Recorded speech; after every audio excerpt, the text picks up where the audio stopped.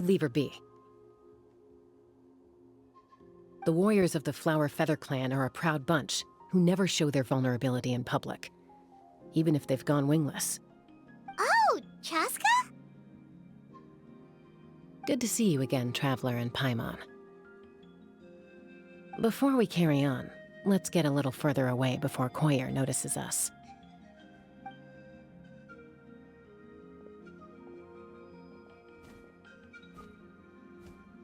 So, that girl on the bridge, Koyer, you said? Should she really be on her own right now? With the mental state she's in, it just seems risky. Don't worry. That's exactly why I'm here. Elder Alpa sent me to keep an eye on her. If she does attempt the unthinkable, I'll swoop in and catch her. I doubt it'll come to that, though. She's a fighter. A warrior, in fact. One who aimed for the sky. However despondent she might feel now, I'm confident she'll get through it. Well, in the Flower Feather clan, there's an elite flying squad made up of Kukasaur riders. But it's an extremely selective squad. To become a rider, you need to undergo a trial where you not only demonstrate mastery of the relevant skills, but also win the approval of the Kukasaurs. Very few candidates make it through the process. Koyer has spent years training for her most recent attempt, but unfortunately she didn't pass. So it's not hard to see why she's so upset. Sometimes, after multiple failed attempts to pass the flying test and win the Kukasaur's approval, people get so disheartened that they give up on their dream to soar the skies. They resolve to quit trying for good. We call those people the wingless. Do they get expelled from the tribe? What? No, of course not. They're still prized warriors. We have a saying, just as the Kukasaur treasures every feather on its body, so the tribe treasures each one of its children.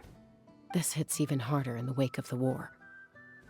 All of our young warriors carry the future of our tribe on their shoulders. Besides, every Kukasaur falls from its nest before it learns to fly. It's practically a rite of passage. Likewise for the wingless, we always hold out hope that one day, when they're ready, they'll rekindle their dreams and keep trying. Until then, all we can do is quietly watch over them from a distance. Just like I'm doing now. Ah, okay. Paimon hopes she'll get back on her feet soon. Well, from the sound of her whistling, her confidence has been seriously shaken. No Kukasaur is going to respond to a call that sounds like that. Yeah, people from my tribe call to their Saurian companions by whistling or blowing a horn. So it sounds like Koyer was trying to summon a Kukasaur to practice her flying. But the Kukasaurs are an even prouder bunch than our warriors. They would never respond to a lackluster whistle like that. First she failed the trial, and now she's struggling to even summon a Kukasaur. That's only going to hurt her confidence further. And getting trapped in that vicious circle is the kind of thing that'll make people go wingless. Surely there must be something we can do to help. That's very kind of you. Koyer's flying skills are up to par, but mentally she's stuck in a rut. If she wants to return to the sky, she has to overcome that for herself. I'm going to lay low nearby, just in case she takes a turn for the worse. Let me give you a tour around the tribe once this is all over.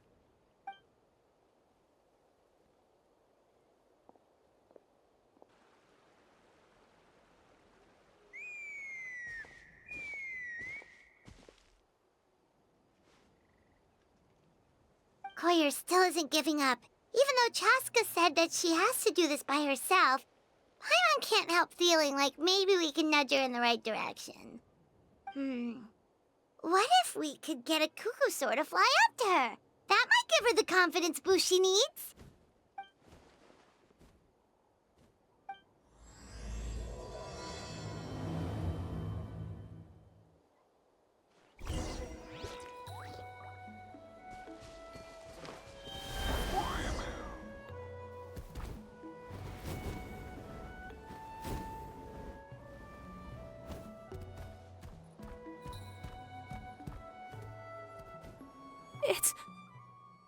It's a Kukasaur! Oh my gosh! Is this really happening? I did one! I was beginning to think you'd all given up on me completely. Thank you. Oh, thank you.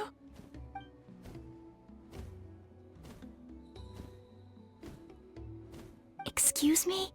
Would you mind if we did some flying practice together? Right now? I think I know where I went wrong in the test now. I need to maintain a higher speed on my turns. So, I just gotta practice my bell tail slides and split S maneuvers.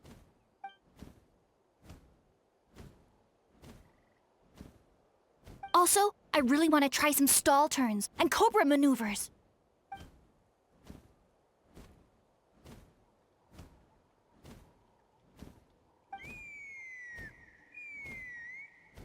Huh? That sounded like a whistle. Is someone else trying to summon a Kukasaur? Hey! Wait! Wait!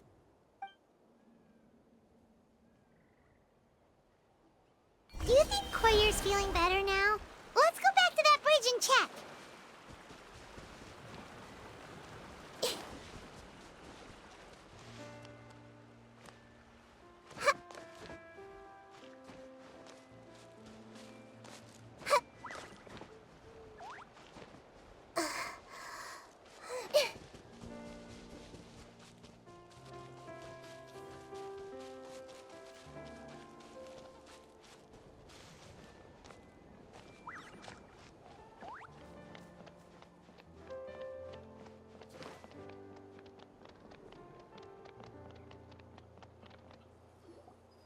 Chasca!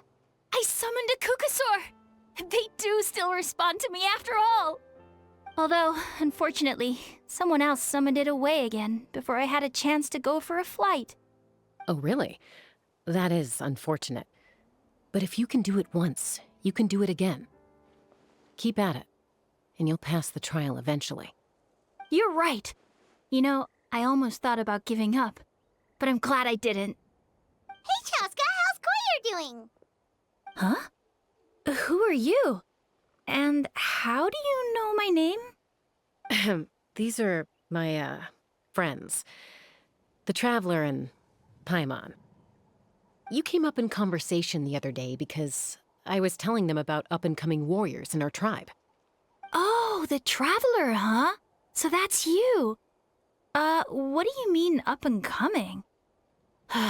I'm closer to being wingless than I am to passing the trial. Anyway, we haven't met before, have we? You look so familiar somehow. Maybe you saw her in the stadium? Or anywhere, really. She's been all over Natlan lately, so it's not surprising that you've seen her around.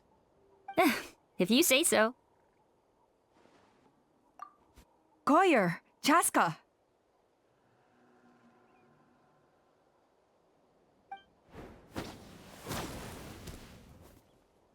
Here you are. I've been looking everywhere for you two. Oh, Elder Alpa! What's the matter? I thought I should tell you myself. We're going to redo the flying trials. Redo them? How come? This is so unexpected. And I can't believe you came out here just to tell us that in person. It's embarrassing to admit, but due to time constraints, we didn't do a proper inspection of the arena before the last round of trials began.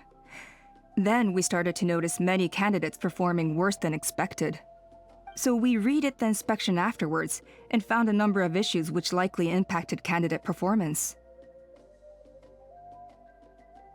This was entirely our mistake, and I apologize unreservedly. I know it doesn't make up for it, but I thought bringing you this message in person was the least I could do.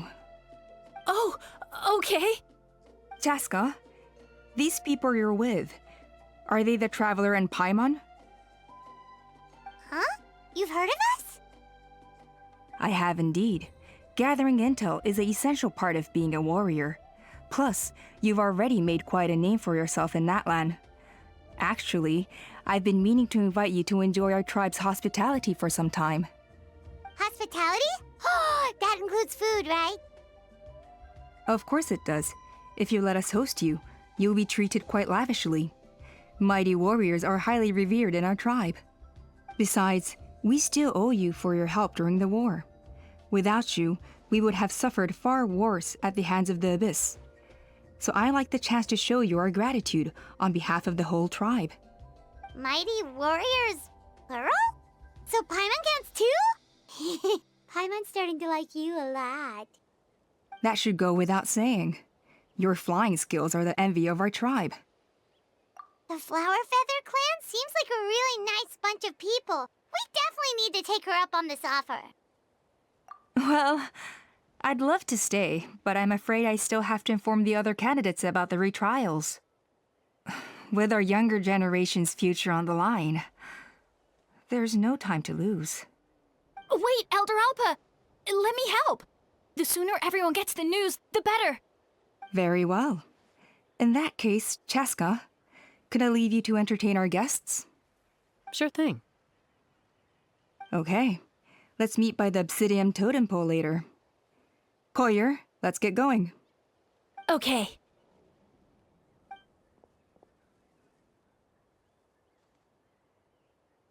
All right, they're out of earshot. I'm just gonna come out and ask. That Kukasaur who responded to Koyer's call, that was your doing, wasn't it? I grew up with these creatures. I could tell something was off the second I saw it. Her whole demeanor seemed less like a Kukasaur and more like, well, you. So I figure you must have been pulling the strings somehow. She looked very flustered when Koyer asked for a ride, so I whistled to give her a chance to escape. And judging by the look on your face, that was a welcome intervention, huh? It's all right. If you'd rather your hidden talents remain hidden, I respect that. I won't press you for answers, and I'll keep my speculations to myself. You're the kind of person I'd still trust even if you had superpowers. I know you'd use them for good. I think the ends justify the means in this case. She just lacked confidence, and you helped her resolve her internal conflict. If you hadn't intervened, I likely would have gotten my mom to help out instead. Although, having said that, there's a small chance she might have recognized her and seen through the whole thing. That would have done more harm than good. Yeah. Anyway, if you're free now, how about I give you that tour I promised?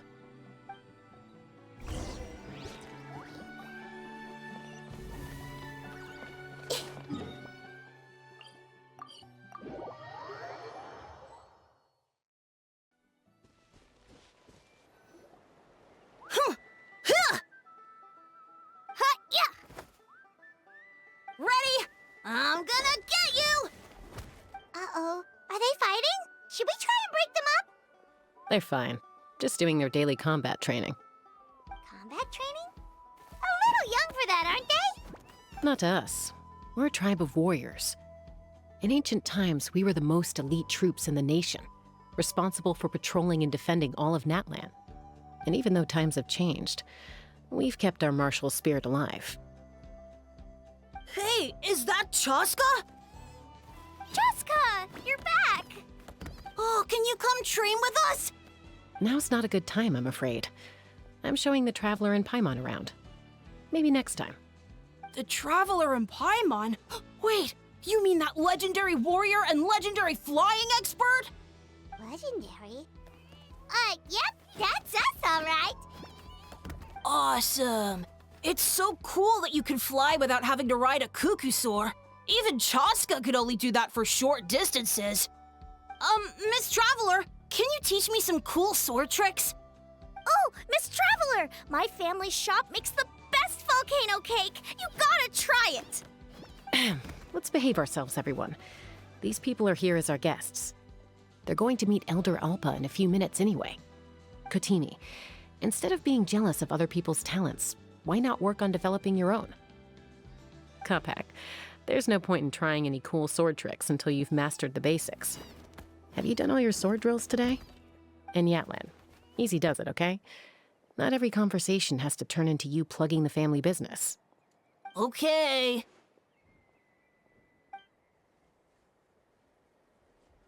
Sorry about those kids. They just got overexcited when they heard your name. Hope it didn't bother you too much. This is a volcano cake that Yatlan forced into my hands. She said to think of it as an apology gift. Whoa, it smells amazing! Traveler, you want some? That's good. Yatlan will be thrilled. By the way, Chasca, those kids really adore you. You're way better with them than Paimon expected. Paimon figured you'd be more... aloof, maybe? Aloof, huh? Well, to be fair, there was a period when I was like that. Around the time when I first joined the tribe. But it's a terrible attitude to have as a peacemaker. It tends to turn situations that could have had a peaceful resolution into a stalemate that can only be resolved by force. Yep, exactly. As long as other options are available, I try to avoid that at all costs. Someone once told me that peace imposed by force will crumble in a matter of days. But peace achieved through genuine dialogue actually benefits both sides, even if sometimes the parties are only willing to negotiate because they're both armed to the teeth. That's true. Hey, Chasca! Uncle Cusco knows you're back, and he's coming to get you. Oh, thanks. Traveler, Paimon, got a dash. I'll meet you at the totem pole up ahead. You can't miss it. It sticks out like a sore thumb. Wait, are you running away? First rule of conflict resolution? Grab the fan and run before the you-know-what hits. Trust Chasca to make even running away sound cool. Sorry about this. Just stall him for me, okay? I'll explain everything later.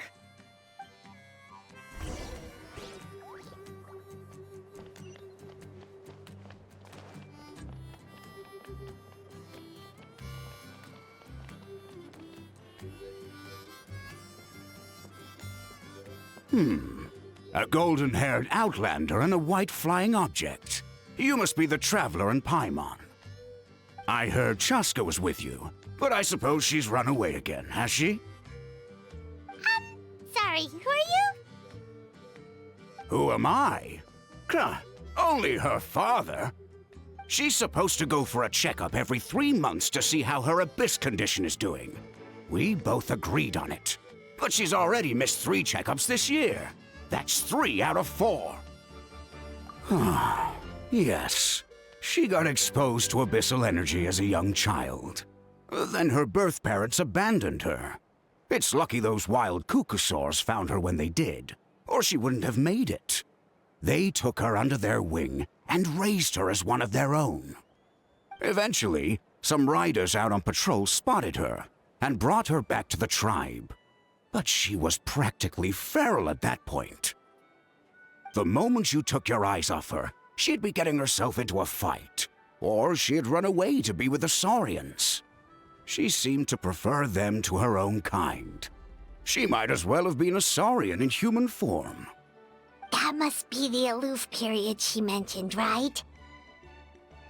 We later discovered that her exposure to the abyss had planted seeds of conflict in her heart.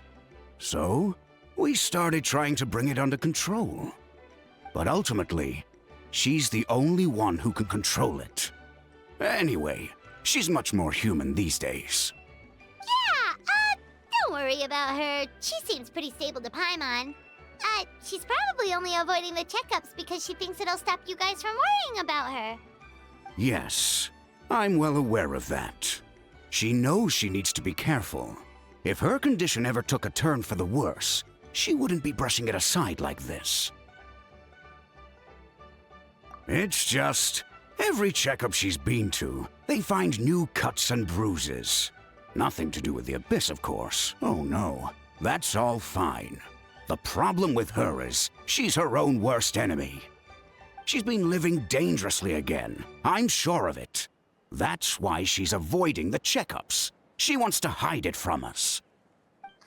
Yeah, Paimon can see her doing that. Oh. In the past, she always had Koichi to keep an eye on her. Now Koichi's gone, and I don't want to lose another daughter. Chasca's been increasingly reckless since Koichi passed. It's like she's trying to make up for it somehow. Next time you see her, please tell her to be careful for me. Even if she doesn't want to hear it. If she doesn't want to do these checkups anymore, that's fine. I just want her to stop putting herself in harm's way.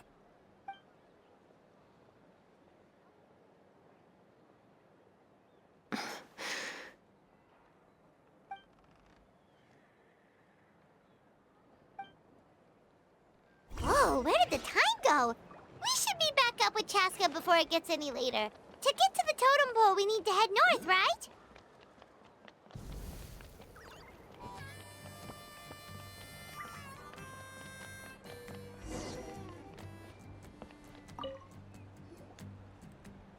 Hey, Chasca! Hey, Alba! It's all right. I bet my dad talked your heads off, huh? What did he say? I was sometimes a little impulsive back then. That's putting it mildly. The memories. It feels like it was only yesterday when we brought you back and had Cusco and his family take you in.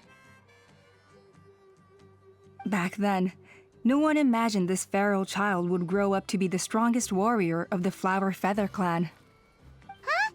You were the one that brought Chasca back to the tribe? That's right. Elder Alpa was already a veteran rider by then. She spotted me while patrolling from the skies and tracked down my Kukasaur mom. Mom agreed it was time I tried to re-enter human society. But I didn't know the first thing about being civilized. I clashed with everyone who had to deal with me. And look at you now, renowned throughout the land as a peacemaker. How time flies.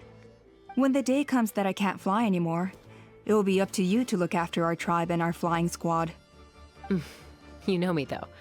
I'm not a natural commander. I'm better off as a lone wolf on the front line. So stick it out at least a few more years, okay? Give Koyer and the others time to come into their own. Oh, stop. Wait, so isn't the leader just the strongest warrior in the tribe? At least Paimon figured that's how your tribe would work. Strength is certainly a core tenet in the Flower Feather clan. But strength means far more than martial prowess alone. If it all came down to individual strength, I'd struggle to call myself a warrior, let alone a member of the flying squad. Any fighter in the tribe could take me down. Well, sorry to disappoint you. It was something I aspired to at one point. So much so that I went adventuring in the Cinder City, Ochkanatlan, to try and prove myself. But it was foolish of me. I wasn't ready. I came back empty-handed and seriously injured. The fact that I survived was something, I suppose. But after that, I never seriously considered myself a strong fighter. And yet, you still managed to become the leader of the flying squad, thanks to your experience and determination. All while battling those old injuries. Don't you think that's a display of strength in its own right? Let's shelve this discussion for now. Traveler, Paimon, there are some simple refreshments on the table. Please help yourselves. Yes! Paimon was waiting for that part. They were for the snack stomach. The refreshment stomach still has plenty of space.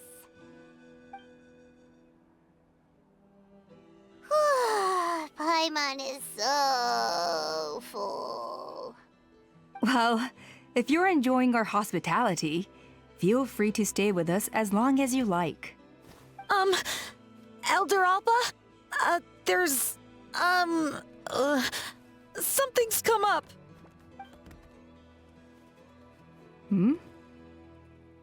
What happened? Is it serious? Shall I deal with it? It's... Some merchants showed up, not from our tribe. They said they're here to discuss some potential collaboration with us. Why now? This is terrible timing. There are a few wingless that we haven't managed to reach yet, and we still haven't inspected the retrial arena. Let me handle the other errands while you meet with the merchants. You shouldn't be trying to do everything at your age. You should help too. Seems only fair after all that food we ate. Huh. Well, much obliged. Chasca, The remaining wingless are all people you know. Let's see. Pishika now manages the floating target balloons. Waska's probably still addicted to Eyes on the Feathered Prize, and Junon spends her days up on the flying platform, staring at the Cinder City. I'll leave you to tell them the news.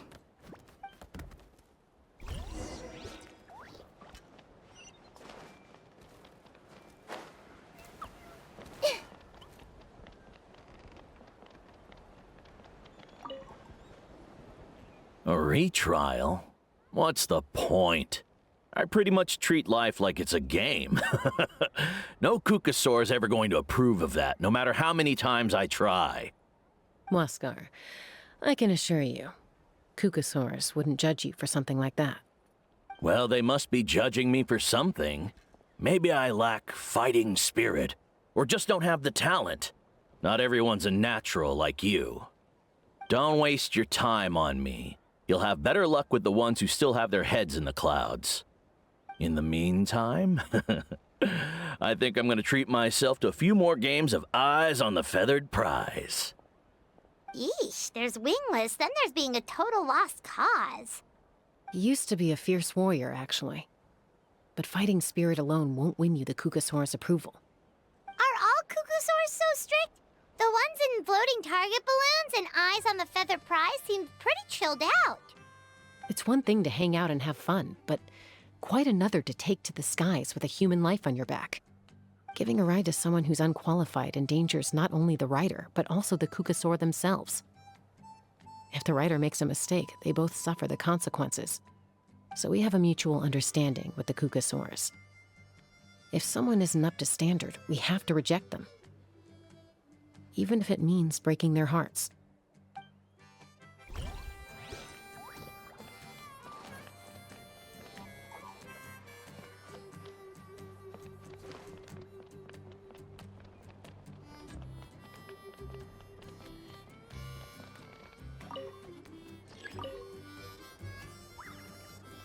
Are you sure you don't want to reconsider, Pashika?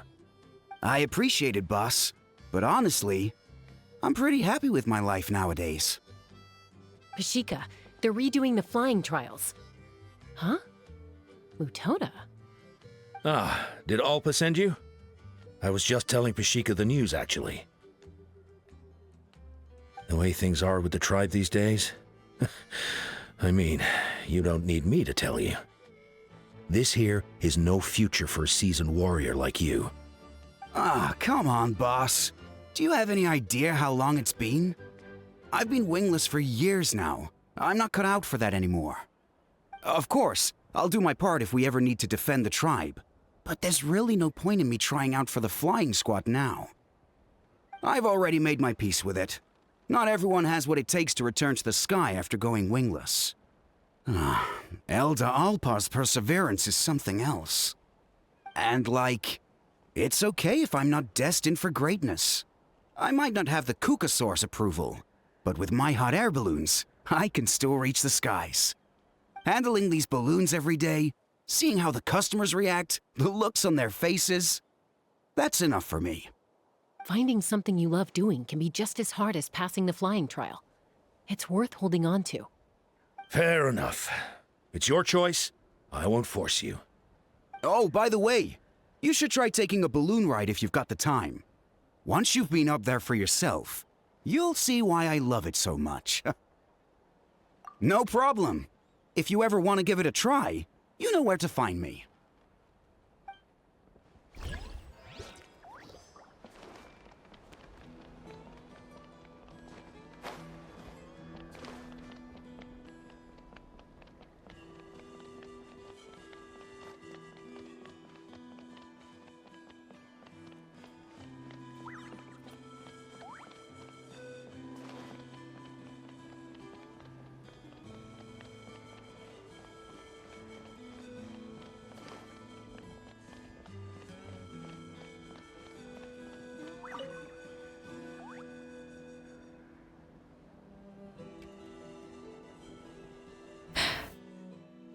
Hey, Junan. Gazing out at Ochkanatlan again, huh? Chasca? What are you doing here? Is something up? The flying squad is hosting retrials again soon. Want to give it another try? Maybe you're forgetting the definition of wingless. I've failed so many times already that I've decided to call it quits for good. I'm done. Elder Alpa always goes out of her way to come and tell me when a new trial is coming up, and it's nice of her to think of me. But nothing's gonna change. I'm not going to suddenly pass just because they're holding another trial. They're making some big changes to the arena this time, so the flying experience should be smoother than before. Koyer's gonna try again. No, forget it. If I was genuinely good enough to make the squad, the location shouldn't affect my chances. A true rider can fly confidently whatever the conditions, like you and Elder Alpa. Junan! They're redoing the... Huh? Chasca and the Traveler. You're already here. I guess they told you already then. Come on, let's go train together. I'm gonna sit this one out. What? Why? But you've always looked up to Elder Alpa. She went wingless after her injury and spent years drifting, but even she came back and made it in the end. If she can do it, why can't you? I mean, I don't have that kind of perseverance. And besides, the last thing I want to do is fail in front of her yet again. Oh, come on. You know you don't need to worry about that.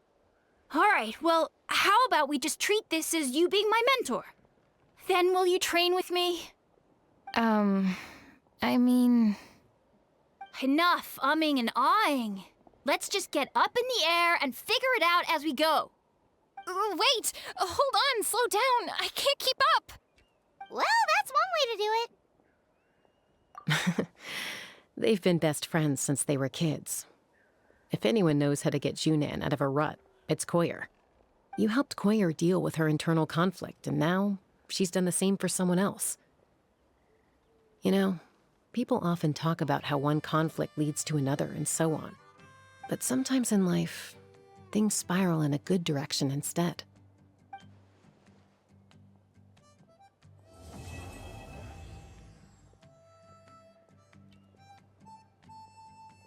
We've notified all the wingless on the list now, right? Where to next? The trial arena. It's not far from the tribe.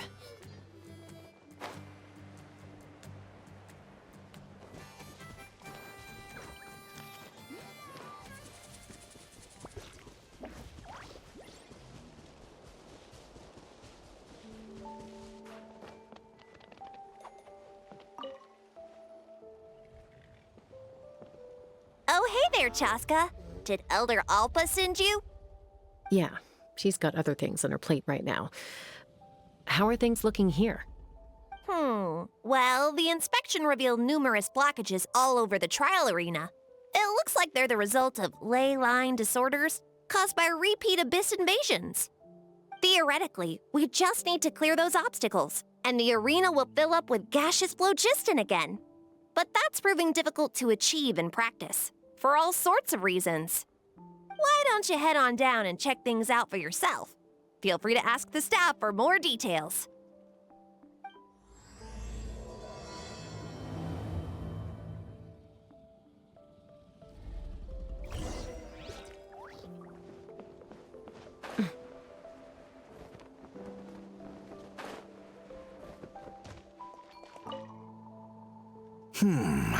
I think it should be possible to clear this spot with just a few hard hits. But there are signs of strange life in here. Meddling with it might be dangerous.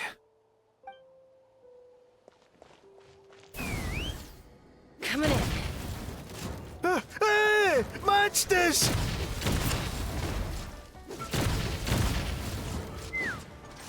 Hey, Strike a pose! let's ride!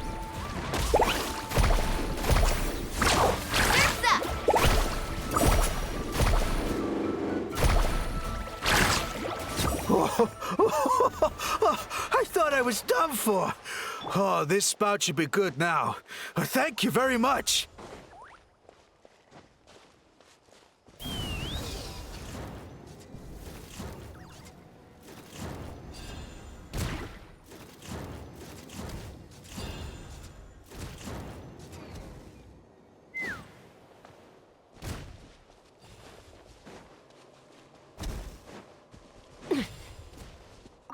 How strange.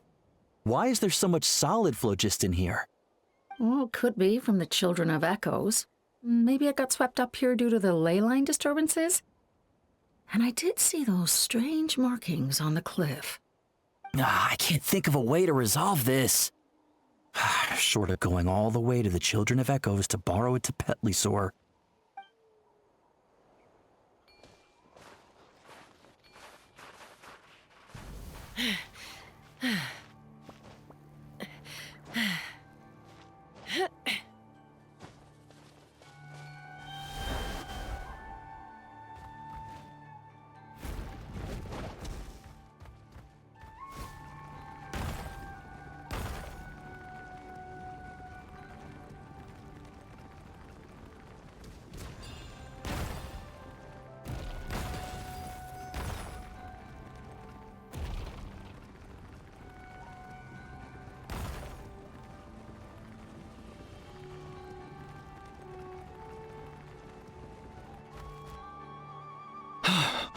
Oh, are you here to help?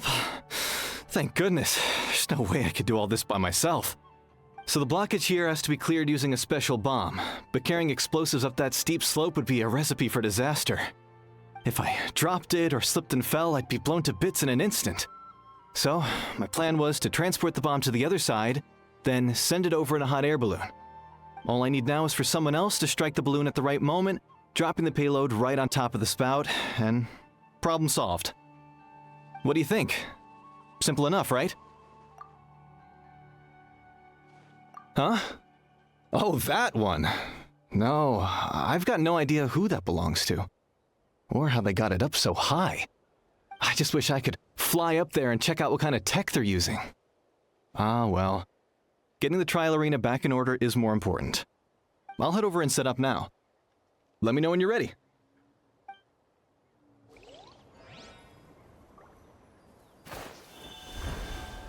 All right!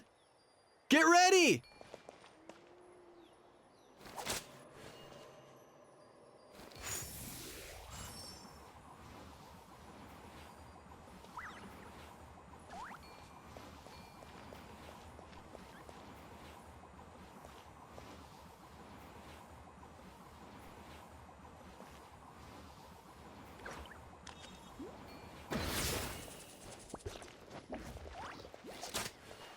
All right! Get ready!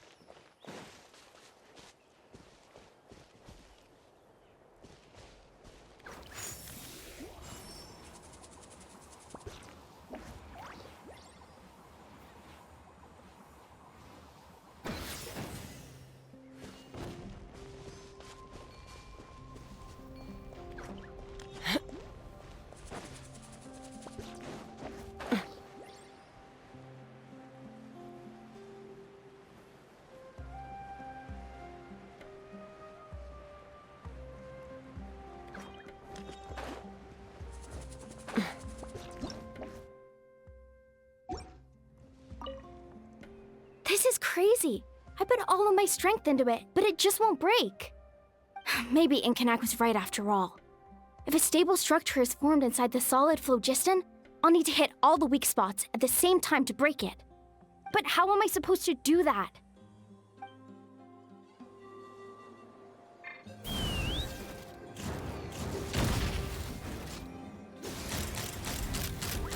The gaseous phlogiston is being replenished. Looks like all the spouts have been unblocked. Let's head back up.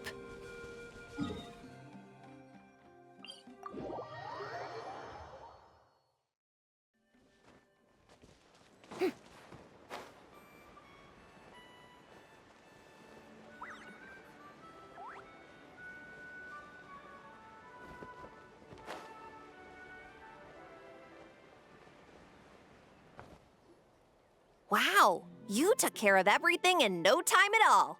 Incredible work. Now we just have to wait until the gaseous phlogiston is fully replenished. Then we can kick off the retrials. Actually, Inkanak, I'd like to do a test flight first, just to make sure we're not missing anything. Could you arrange that for me? Huh? But you only just finished getting the arena ready. There could still be other hazards we're unaware of. all the more reason to have me test it out. Think of it as another inspection. I guess you're right. With your flying skills, you won't be in any serious danger, even if there are hazards we overlooked. The conditions in this area seem a little unstable, but a test flight is the only way to catch any lingering issues. All right, I'll get things set up for you. Just let me know when you're ready.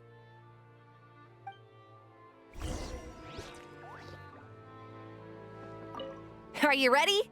This should be a piece of cake for Chasca, but still, try to be careful. All right, then spread your wings and fly. Let's fly.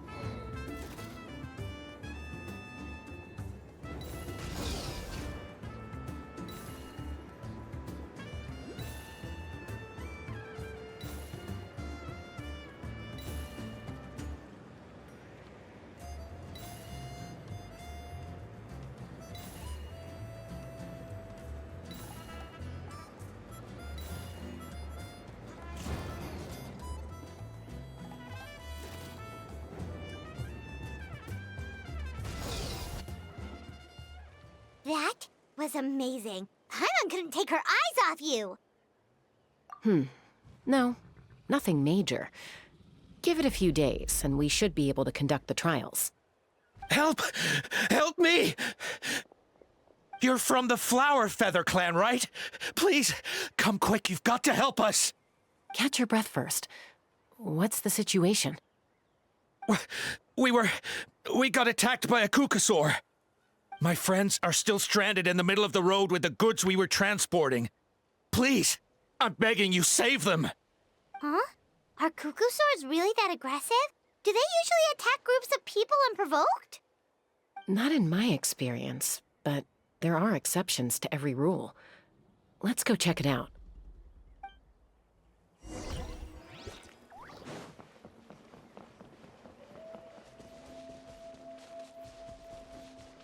Ouch! I've never seen such an aggressive Kukusaur.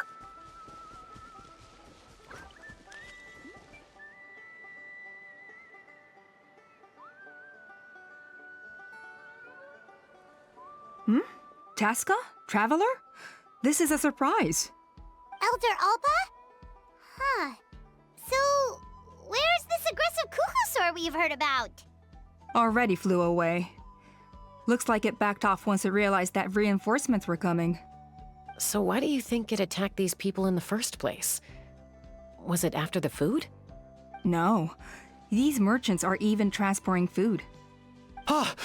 Thank goodness! The phlogiston wings are intact! Phlogiston wings. Thank you so much for coming to our rescue. These phlogiston wings are our most prized goods. If anything happened to them, it would ruin us. Wait a minute. Are you the merchants that were looking to collaborate with us? Wormy told me about you. Yeah, that's us. So I take it you're Elder Alpa? I am. You must be exhausted from your journey, not to mention shaking up from the attack. Let me bring you back to our tribe to rest. We can talk business after you've recovered. But Elder Alpa, what about the Kukasaur attack? Well, our guests here weren't seriously injured, and their goods are intact. Perhaps that Kukasaur was just having a bad day.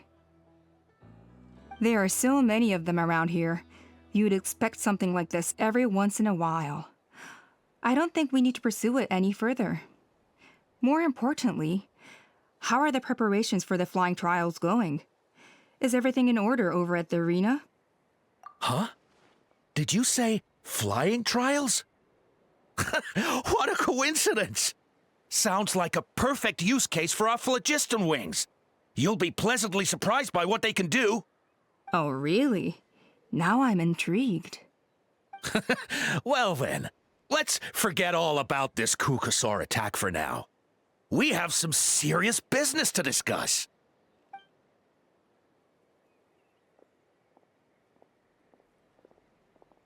Huh? So that's it? That all went smoother than expected. Well, guess we'd better get going. Huh? Chasca?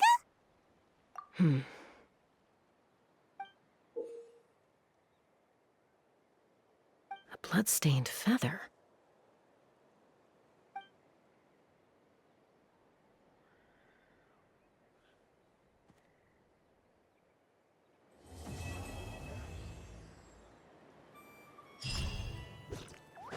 The Flower Feather Clan should be about ready to hold the new flying trials by now. Let's go check it out.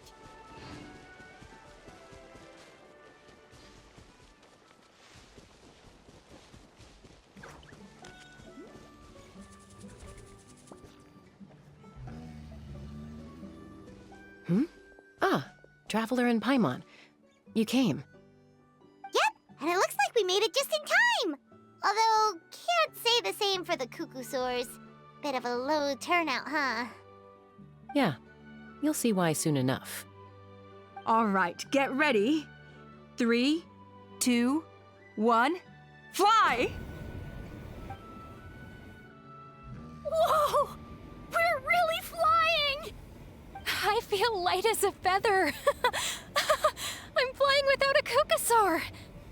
These phlogiston wings are awesome! What's going on? Paimon can barely believe her eyes. How did they fly all on their own? The merchants we ran into that day were selling a product called phlogiston wings. It's a flying machine worn on the back. To operate it, you just use a handheld trackball that controls the flow of gaseous phlogiston. That's incredible. Yeah, if our tribe, well, if Natlan mass adopted this technology, it would revolutionize our mobility and responsiveness in times of crisis. Just think of the countless tragedies that could be averted. I feel like I'm dreaming.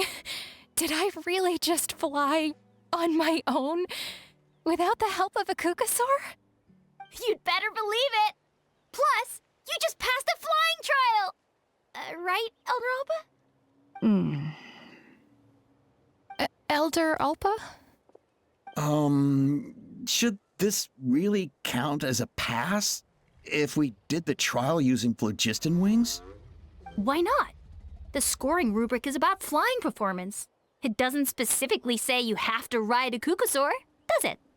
Yeah, maybe, but... I mean, even Chasca had to ride a Kukasaur in her trial, right? And the whole point of the trial is to test both your flying technique and your ability to work with a Saurian companion. Well, if we can fly by ourselves, maybe we don't need to test the ladder anymore. Chasca, Traveler, what are your thoughts on this new invention?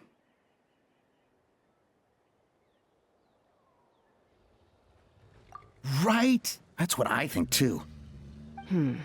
I agree that they have strategic value, but I don't think it makes any sense to evaluate candidates by the current testing standards if they're using phlogiston wings. Why? Shunan finally mustered the courage to go through with this, and now you're saying it doesn't count? We don't have any experience using these wings in battle, nor is it immediately obvious how to incorporate them into the existing systems in our tribe. Taking a longer-term perspective, I think we need to start by getting thoroughly acquainted with how these things work.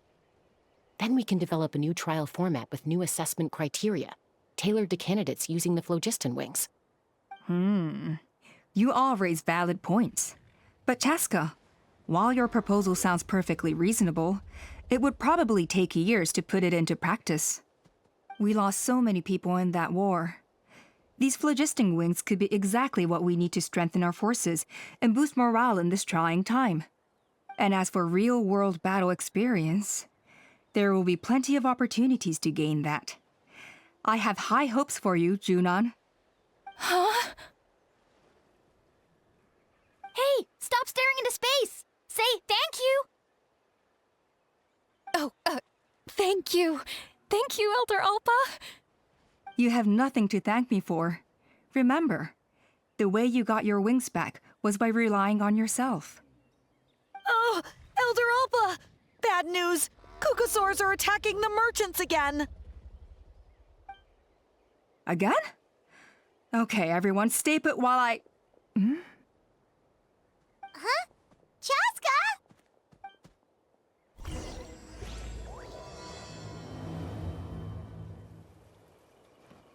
Why did Chasca rush off like that? And then Elder Alpa and the other...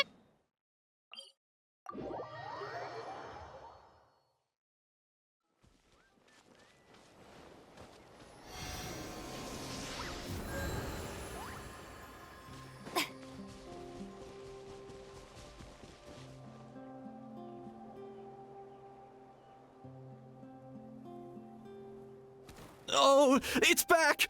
It found us again! Run! Get out of here!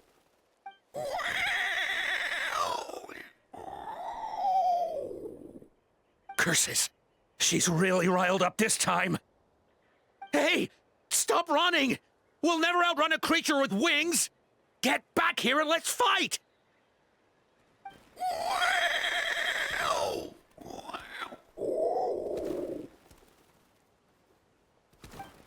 Stop! All of you! Chasca! Oh, wonderful! Quick, get rid of that thing!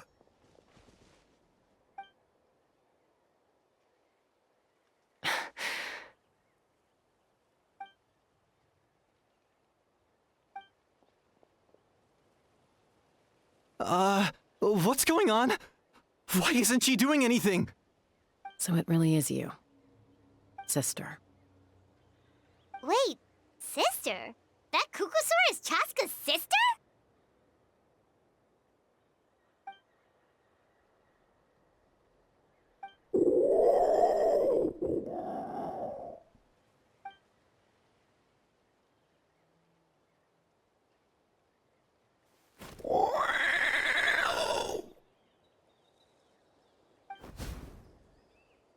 Koya, wait! Is Chasca gonna be okay? Should we go check on her?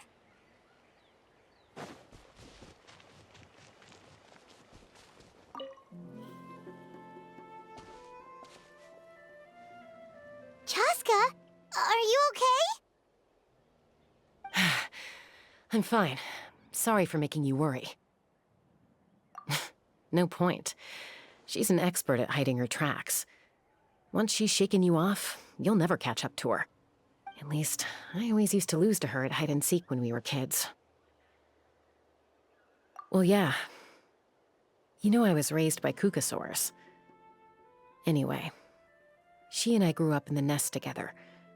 Her name's Koya, and she's my big sister. We played together all the time, chasing each other through treetops or mountaintops. It felt like it would go on that way forever. Until the day I was sent back to live with the humans. Not all Cucosaurs are friendly towards people. Koya, for instance, she's fine with me because we grew up around each other, but she's not fond of other humans.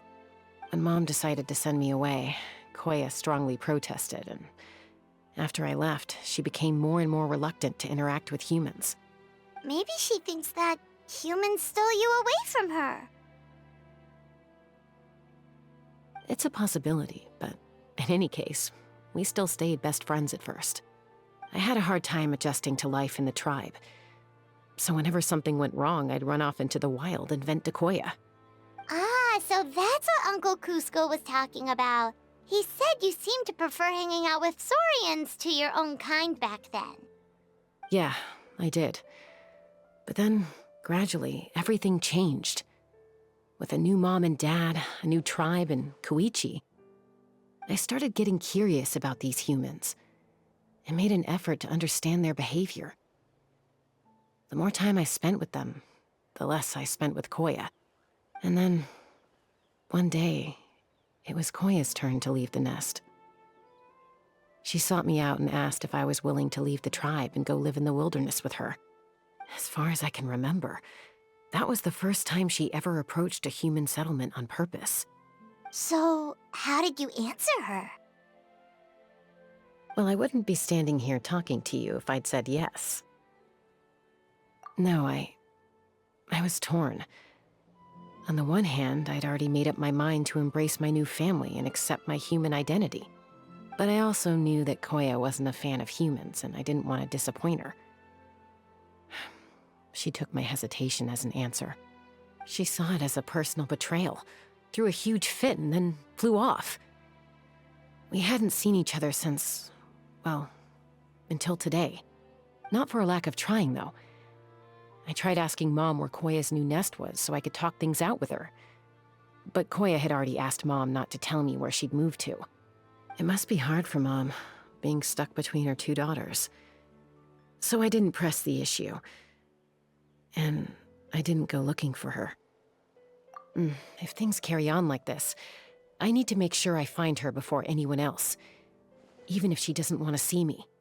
For now, let's bring the wounded back to the tribe, and see what Mutota and Elder Alpa have in mind.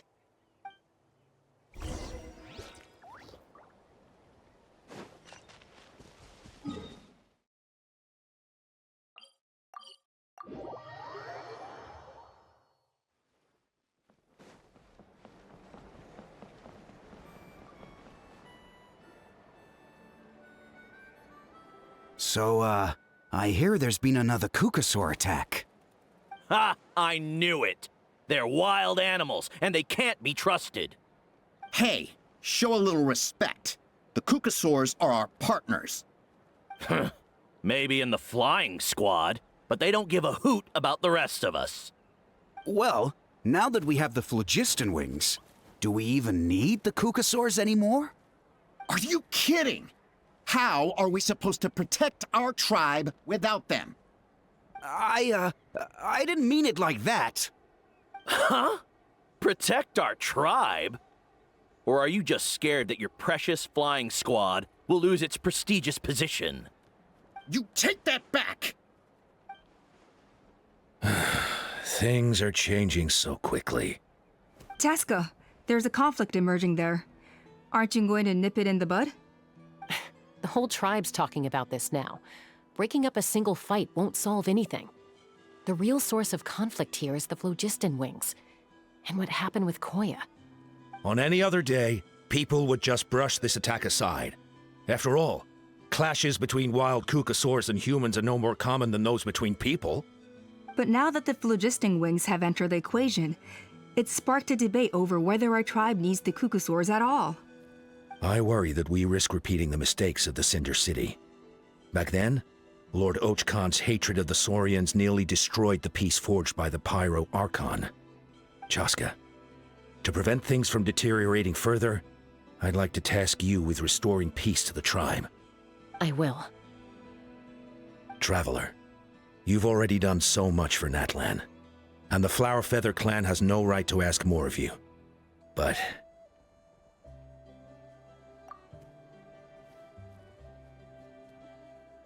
thank you. And don't forget about Paimon. Just leave this to us. This whole situation has unfolded so quickly that it's put us on a back foot. To tell the truth, it makes me a little suspicious. You think someone might have orchestrated all this? It's possible. Leave it with me. I'll look into it. Also, Chasca, could you try to keep a low profile while you're out there digging around? We don't want to give our hand away. I'll do my best. Okay, so where should we start? This all began with Koya's attacks. If we can find out what led her to do it, that should give us something to work with. Unlikely. Given how she reacted when I showed up, I don't think she's forgiven me. If you want to resolve a conflict through dialogue, sometimes you need a third-party facilitator. Let's go see my mom.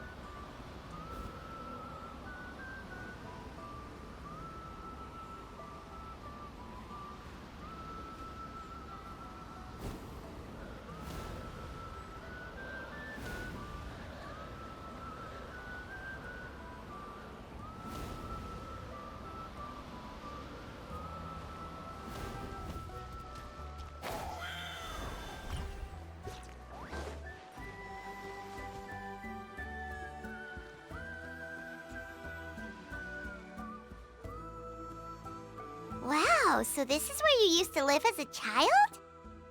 Mm-hmm. When I was little, we used to do this thing where I'd jump from the top of this tree, and Koya would fly over from the platform and catch me in midair. Or sometimes we'd both fly from the treetop together, and then after some aerial maneuvering, she'd throw me up onto that platform. After we got a bit older, we went to the nearby shores looking for even greater heights. Ah! Stop! You're gonna give Paimon a heart attack! Oh, really? I just thought it made a fun story. What? You too? All right, fine. Let's focus on the matter at hand.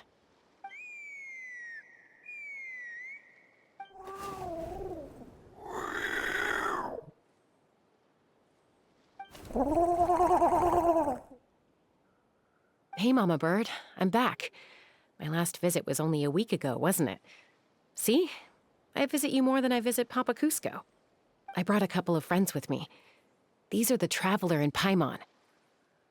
Traveler, Paimon, this is my mom. Her name is Chimpu. In the human tongue, anyway. Hi!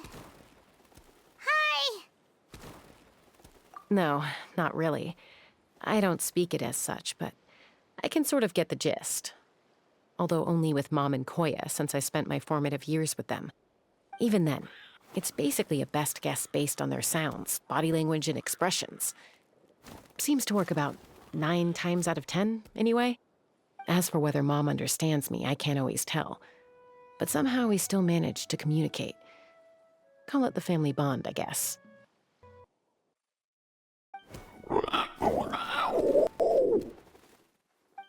Don't worry. I'm doing well, but I think Koya might be in some trouble. I know she's never been a fan of humans, but she's never deliberately attacked them before either. What's behind this sudden change?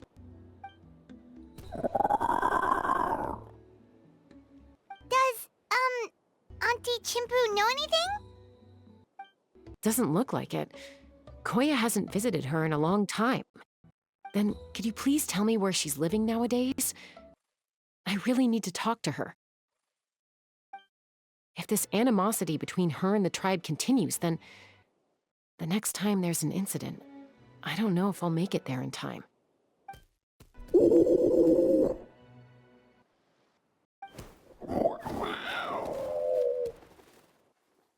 She said she'll take us there. Thank you, Mom.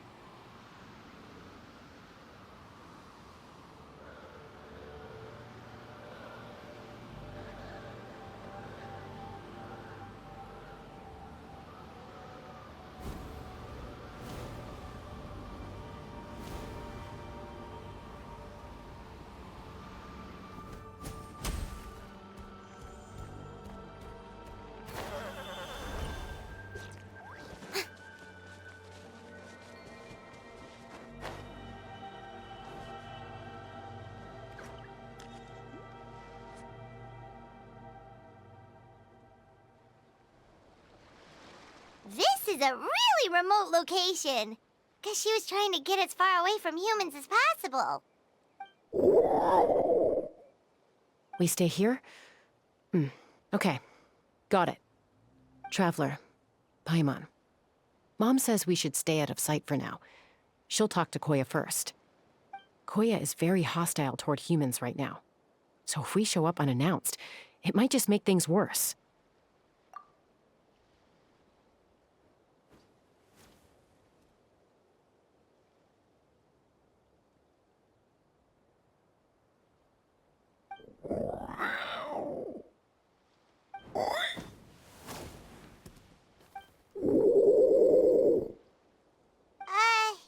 Any idea what they're saying? Sounds like things are more complicated than I imagined. There's evidence in this area suggesting that Koya might have been the victim of a human attack.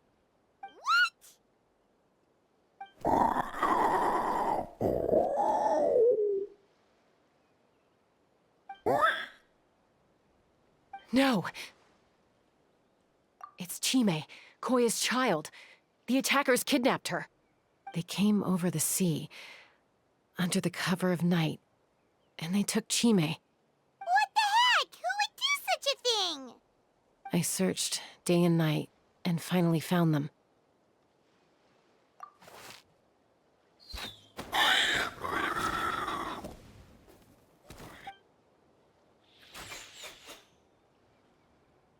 Oh, yeah! T'Pol's contraption is working like a charm! Got her in one! Hey, there's another one! Wait, is that the one that got away last time? Who cares? Just get them all. T'Pol pays us per catch.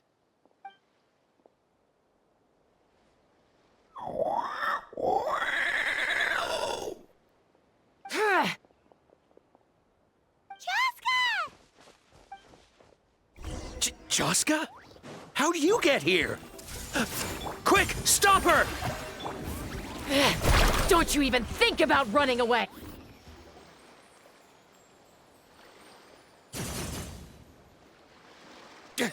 Don't come any closer, or I'll...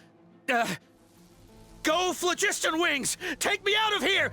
Uh-oh, looks like it malfunctioned. This is bad. Mom and Koya are already injured. And if that thing explodes right next to them... Help! Elemental energy suppresses it! Please, someone! Get back!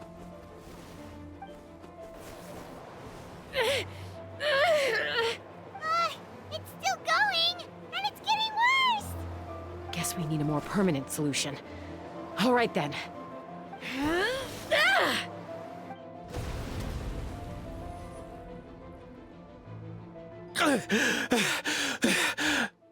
That was too close. I thought I was gonna die.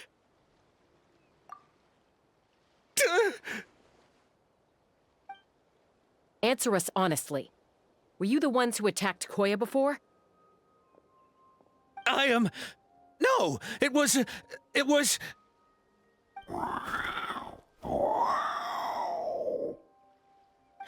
Well, she says it was you. Just tell me, who sent you here? It was T'Pol. He told us to catch all the wild Kukasaurs we can find. And he also said that this Kukasaur has become a thorn in his side, so it needs dealing with urgently. T'Pol? Huh. Sounds familiar. But where from? Well, he tends to send his orders in writing. He pretty much never communicates with us in person. When he does, he wears a mask to hide his face. And whenever we trade Kukasaurs for Phlogiston Wings, we deal with his henchmen. So you didn't even make those wings? All we did was slap some labels on them and transport them over here, to make them look like they're imported. To make it harder to trace their origins. I don't know, honest! Well, that's mighty convenient, huh? What about if I held a gun to your head? Would that change your answer? No need. I'm sorry. I'll tell you everything I know. T'Pol doesn't tell us much. but he always stresses that he wants them alive. So that gives us some clues. This is just a best guess, of course, but we suspect that the gaseous phlogiston stored in the trackballs is drawn directly from the Kukasaurs. What?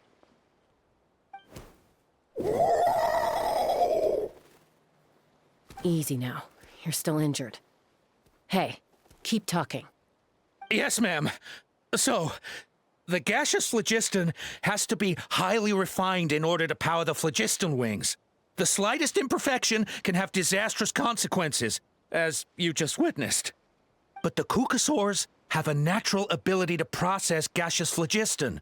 So, if you use them as an intermediary, then... That's enough. So the Kukasaurs you took, where are they now? T'Pol should have them. But no one knows where he's based, apart from him and his henchmen. We've tried looking for it ourselves, even followed them a few times. But we always end up losing track of them. Random thought. Maybe they're hiding up in the sky? T'Pol. T'Pol. I'm sure I've heard that name. Maybe it was... Chasca, Traveler!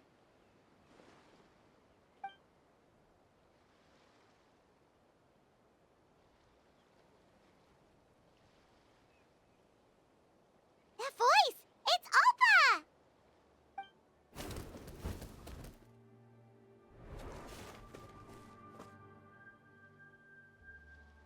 Elder Alpa? What brings you all the way out here? Well, I was patrolling nearby when I heard the sound of an explosion. What's going on?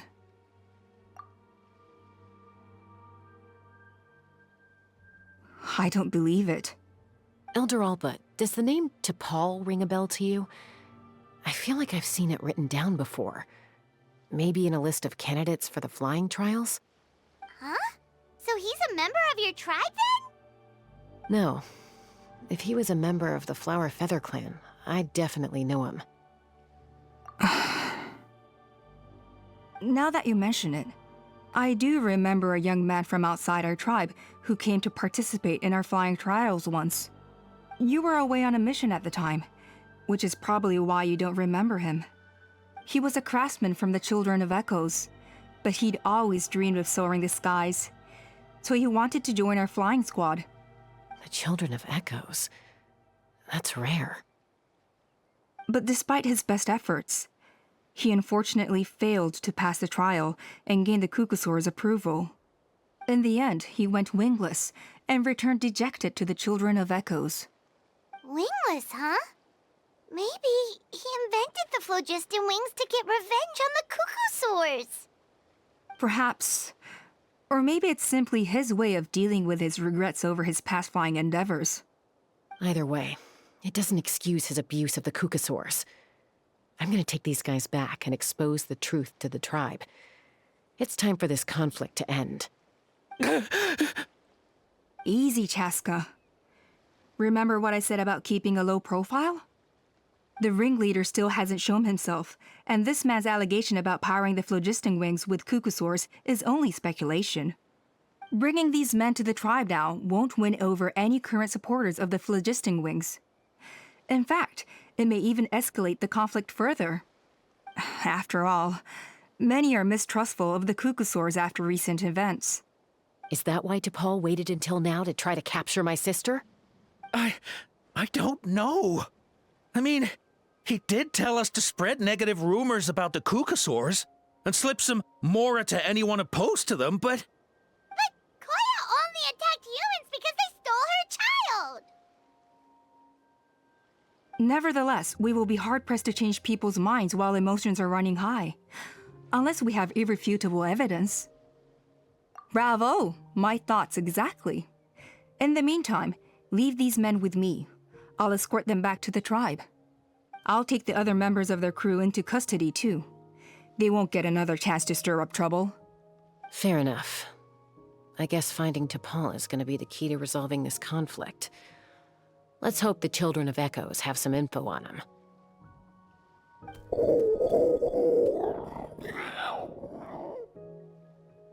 Sorry, whatever it is, it'll have to wait till this is all blown over. I have to fix this situation before it spirals out of control.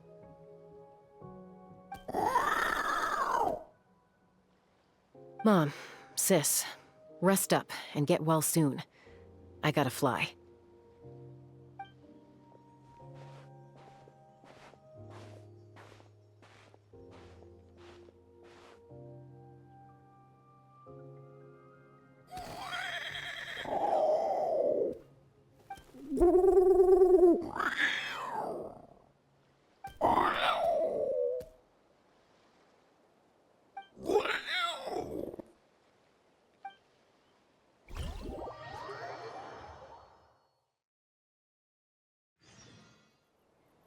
Need a surfboard?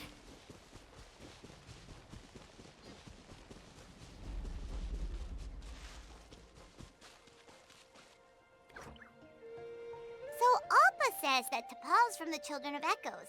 But how do we track him down? Just ask around until we find him?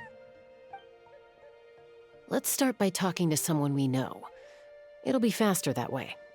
At this time and place, I'll bet the easiest person to find is... Wakey, wakey, Shilonen! Oh, it's you. Okay, give me a second. I'll come down.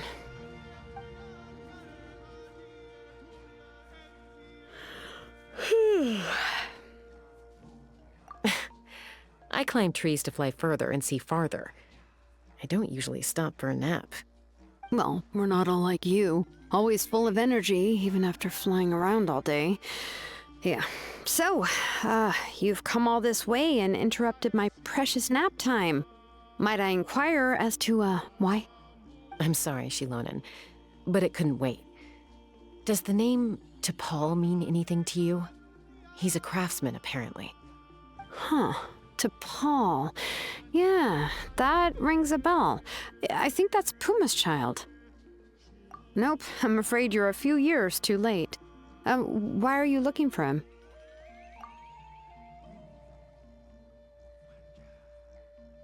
Huh, phlogiston wings. Wow, okay. The kid actually pulled it off. Well, looks like, no more rest for me today. Pulled it off?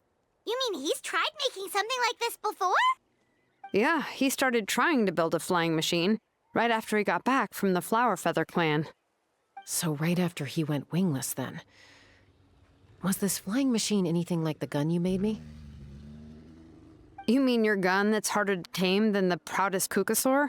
No, he wanted to build something that allows anyone to fly freely, even if they're not naturally gifted. But he never got very far back then, though. Blew up his workshop a few times and barely made it out alive. I never really kept up with him after that. His parents traveled a lot in their youth and only returned to the tribe after he was born. But they settled in a remote area and don't interact with other people much. Which means most people in the tribe don't know them very well. Your best bet is to chat to his direct family. I'll, go get Puma. Wait for me in front of the workshop. I won't be long.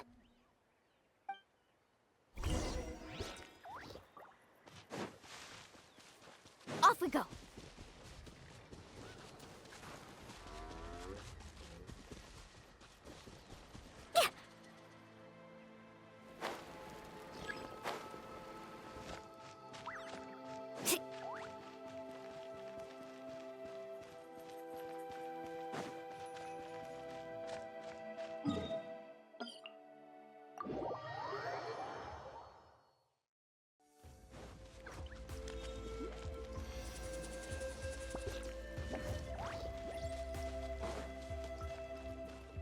Carving waves!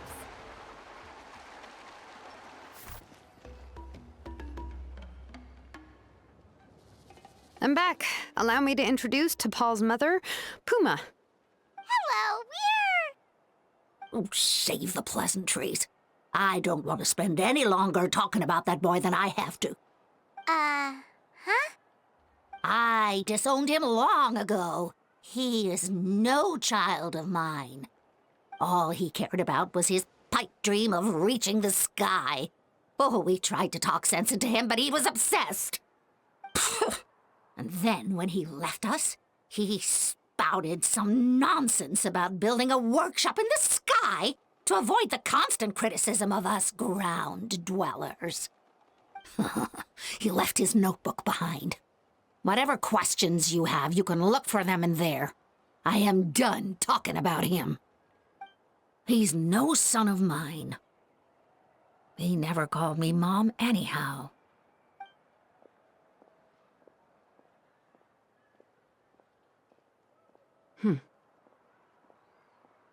Wow, they've really fallen out. Paimon sure wasn't expecting that. Her husband, T'Pol's father, he passed away recently, and T'Pol didn't even bother to show his face at the funeral. If you ask me, that was probably the final straw for Puma. I'll go keep her company. If there's anything else you need, just come and find me. Thank you.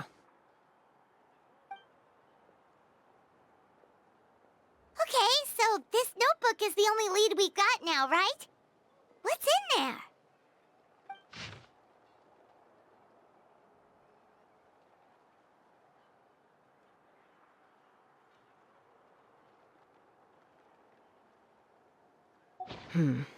Some early designs for the phlogiston wings, and some theorizing about an airborne workshop.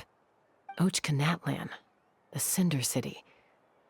Looks like that's where he got his technological inspiration from. So, was he serious about the workshop in the sky? But that's such a big project for one person. Do we think he actually pulled it off? Oh, yes. The one from the trial arena that was super high up! That balloon has been there for a while, and everyone's been wondering how it got up there, but what if that's the wrong question? What if it started off even higher up, above the clouds and out of view, and it only descended to its current height due to some kind of malfunction? Part of T'Pol's workshop? Seems likely. If T'Pol's base had been hiding above the clouds this whole time, that would definitely explain why Isidore couldn't find it. I totally called it! But how did we get up there? Chasca, can you even fly that high? By myself? Possibly. But with a passenger, no chance. I doubt even phlogiston wings could take you up that high. At least, not without that relic T'Pol mentioned in his notebook. Yeah, and he's probably holding on to it. We'll have to find another way. Nope. That's way beyond Paimon's altitude. Also, would you really expect Paimon to go up there and take on T'Pol all by herself? Let's not worry. Just because we can't think of a solution doesn't mean no one else can. I'm not the only flying expert in my tribe, you know. Oh, good point. We should go ask Elder Alpa! And Mutoda. He was quite the flying ace back in the day, too. Let's head back and see what they suggest.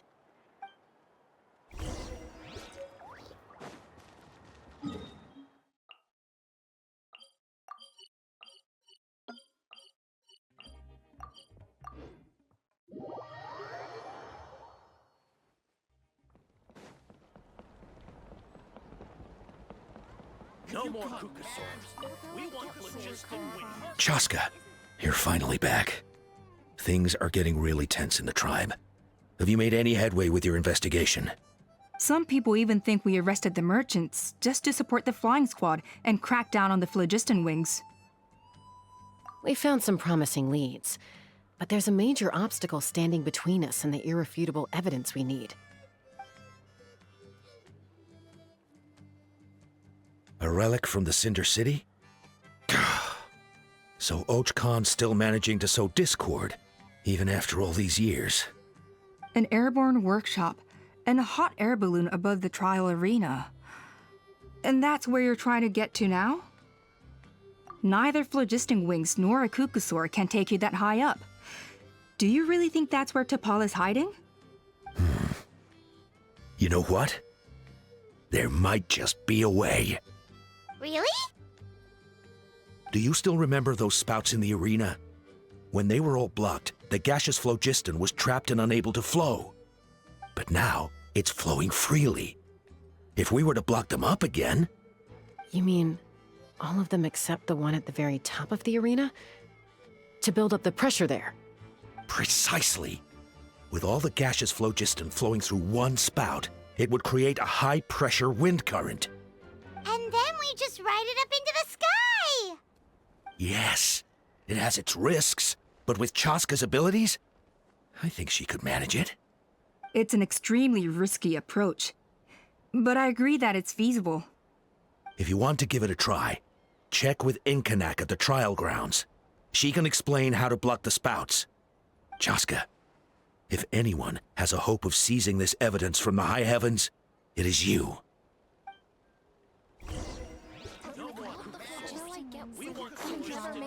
Isn't bad-mouthing the Kukusaurs?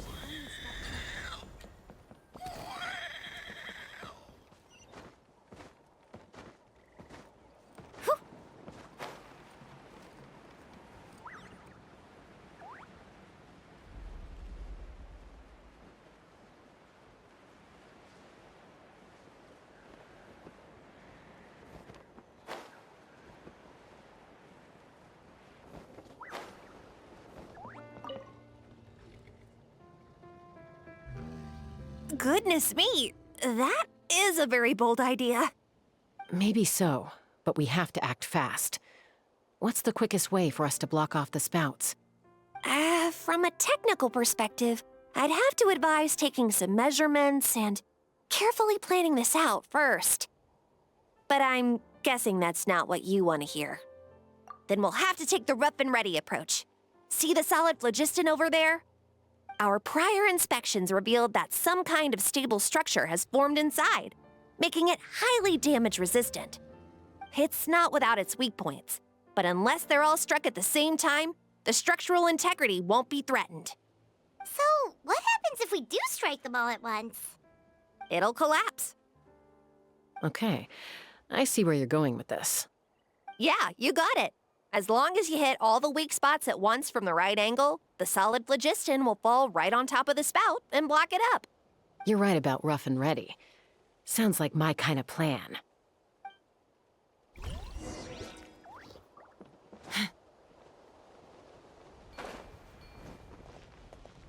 Take me up!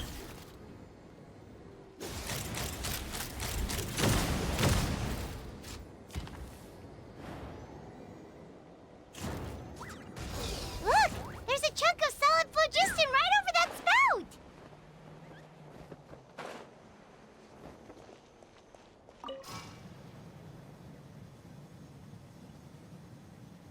Let's fly!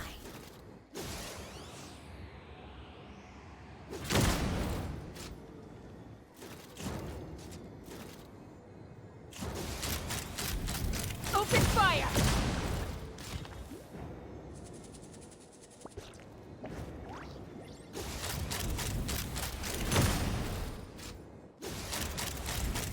Open fire!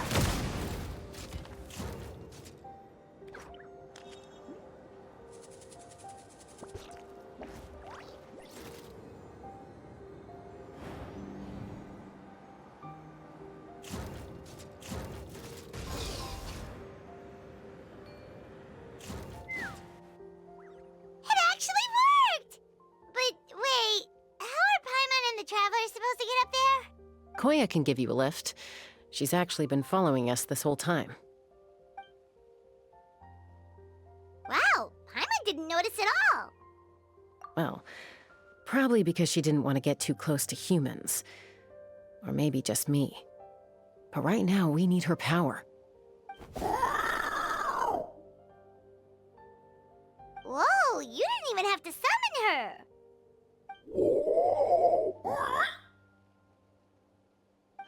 Yes, up there. That's probably where Chime is. All right, let's go have a little talk with this T'Pol.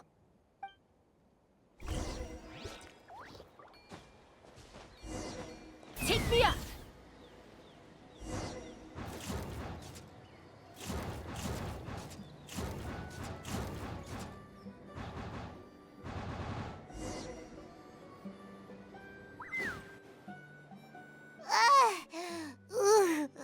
Paimon's never flown that fast before. She feels so ready to throw up. Aha. Just as I thought. It might look like a regular hot air balloon from the outside, but up close, it's clearly been heavily remodeled. And sure enough, it only descended below the cloud line because the custom-built machinery malfunctioned. I should be able to figure it out with DePaul's notebook. Thankfully, I know a little DIY from fixing up my guns when they're having issues. That should just about do it. Now all it needs is a nice hard kick. Maybe that works on your guns, but, huh? We're really moving!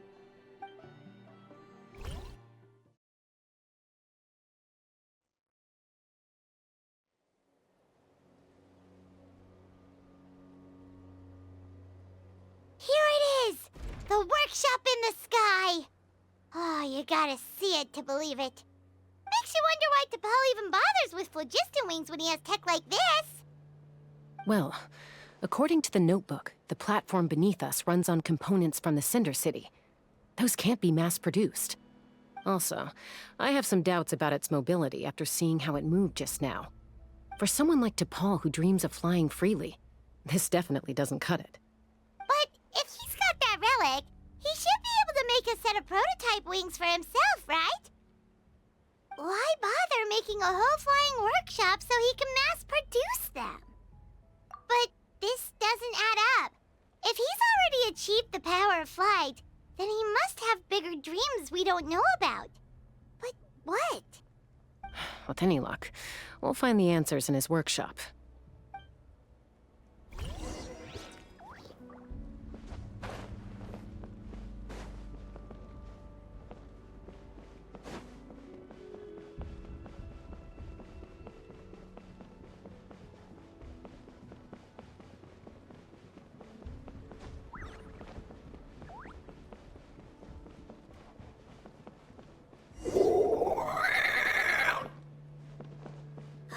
Cuckoosaurs! Seems like the merchants were...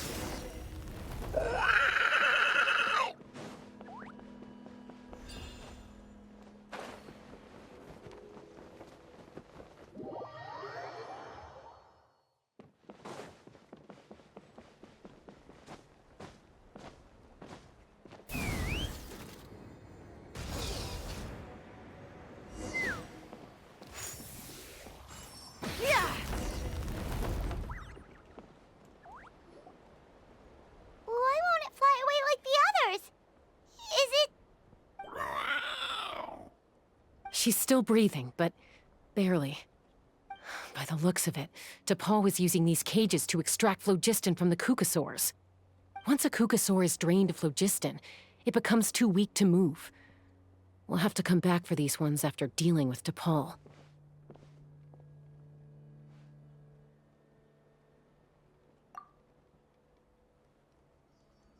Let me see.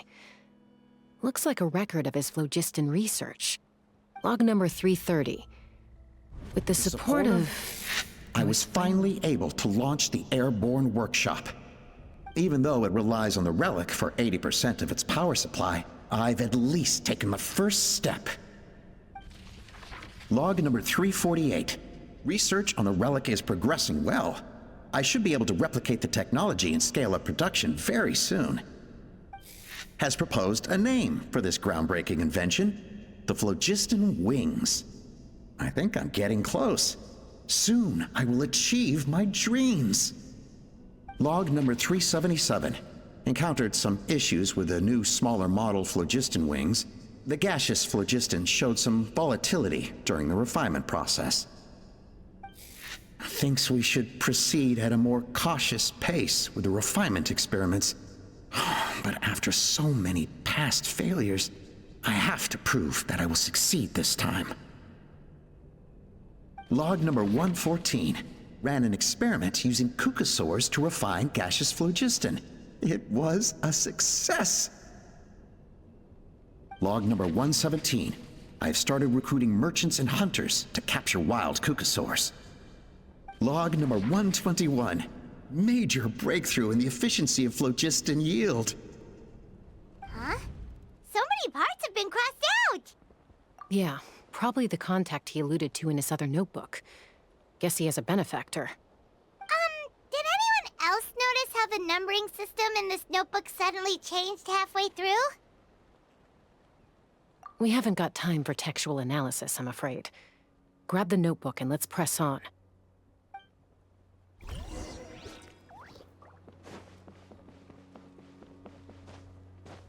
Huh. Never seen one of these before. Looks like this was built with the Cinder City components, too. You're not thinking of giving it a nice hard kick, are you?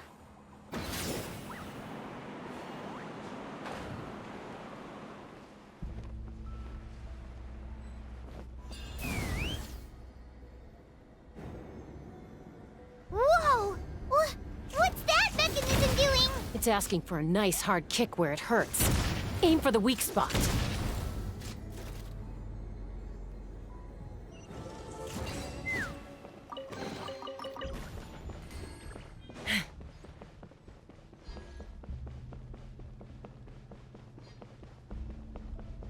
What are they doing here? It's T'Pol's henchmen. He must have brought them here using the relic in his prototype wings. Watch out!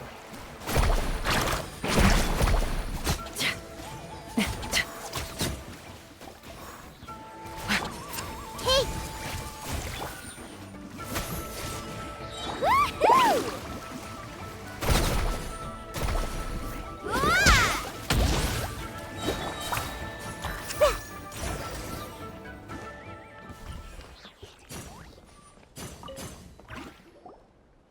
Hey, look here! More of T'Pol's notes!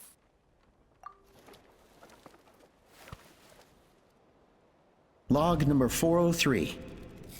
Introduce me to some new comrades who fully support my ideas.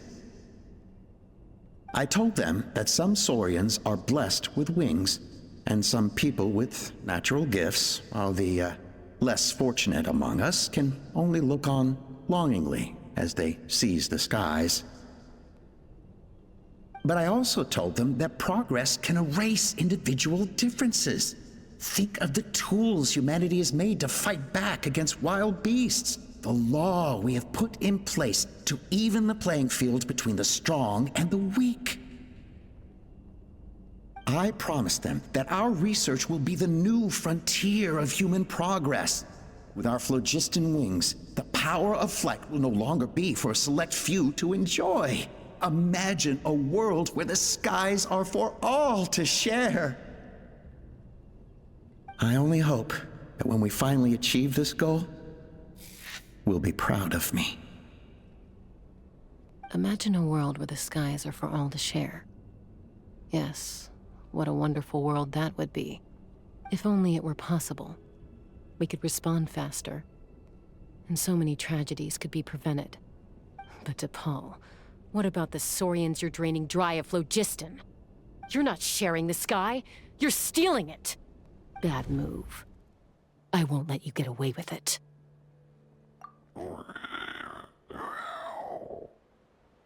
I'm fine. Let's keep moving. I don't think we'll find anything else here.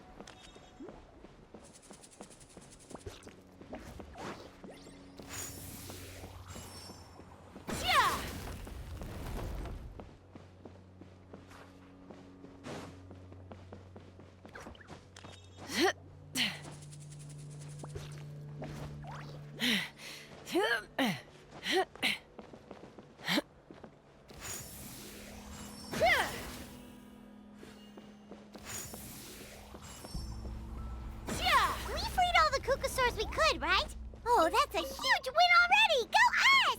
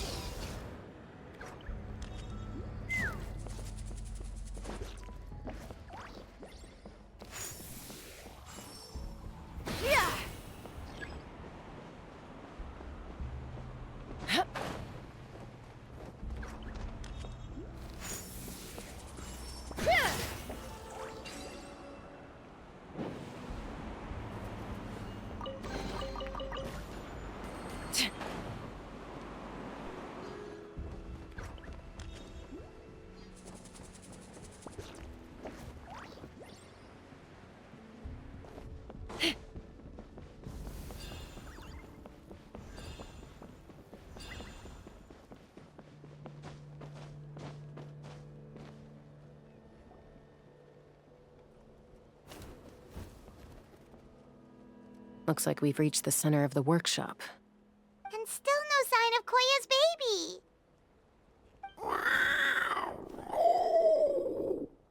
Let's search this area for now. If we still can't find Chime, we'll double back.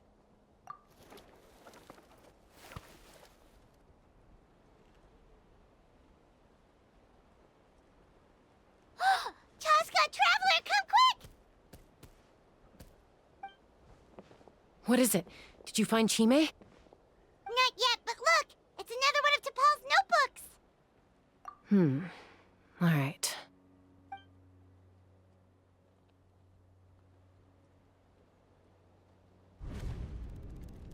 Log number 428. We decided to restart the experiments on phlogiston refinement, but without telling. This is the final obstacle to the success of the Phlogiston Wings project. We cannot fall at the last hurdle. Log number 436. Earlier today, suggested using cucosaurs as an intermediary to extract refined phlogiston. It's certainly feasible, but... Anyway, as long as our secret experiment succeeds, I'm sure won't bring it up again. Log number 443. We will conduct the experiment tomorrow. Birthday is coming up, so hopefully we'll have a birthday surprise for her. Log number 444. Huh? Why is this log empty? I guess whoever wrote down the log number was prevented from recording the results.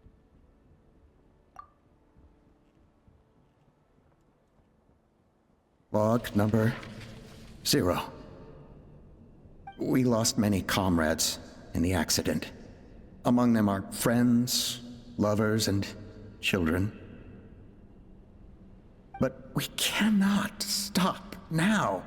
We will keep their legacy alive and carry their dreams forward. As of today, we are scrapping the artificial refinement method. Instead, we will focus all our efforts on phlogiston extraction from live cucosaurs. They are arrogant beasts whose existence in the wild serves no one but themselves. Their true worth lies in their sacrifice for the sake of human progress. To facilitate our operations, we will gradually move the airborne workshop closer to the Flower Feather clan, even as we continue to expand it. All this we do to create a world where the skies are for all of humanity to share. All this we do to make T'Pol's dream a reality. Given the way this is written, not to mention the fact that the numbering has started over from 0, it kinda sounds like this is someone new. Does that mean that T'Pol's already... There's also a letter tucked in the end of the notebook. It's from Puma.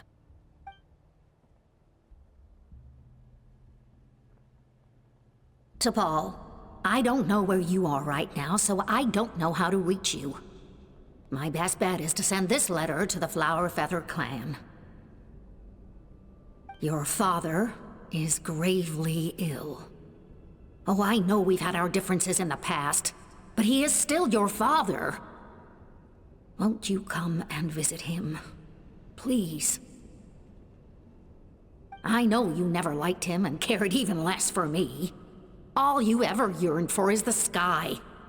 And your birth mother. But we'll still be waiting here for you if you do come back. This may be the last chance you'll get to see your father. So Puma's not T'Pol's real mom? Huh. Well, she did say he never called her mom, but I'm gonna assume she was just venting. We know that T'Pol's father passed away quite recently, and this letter looks recent. By contrast, the writing in this notebook is old and faded.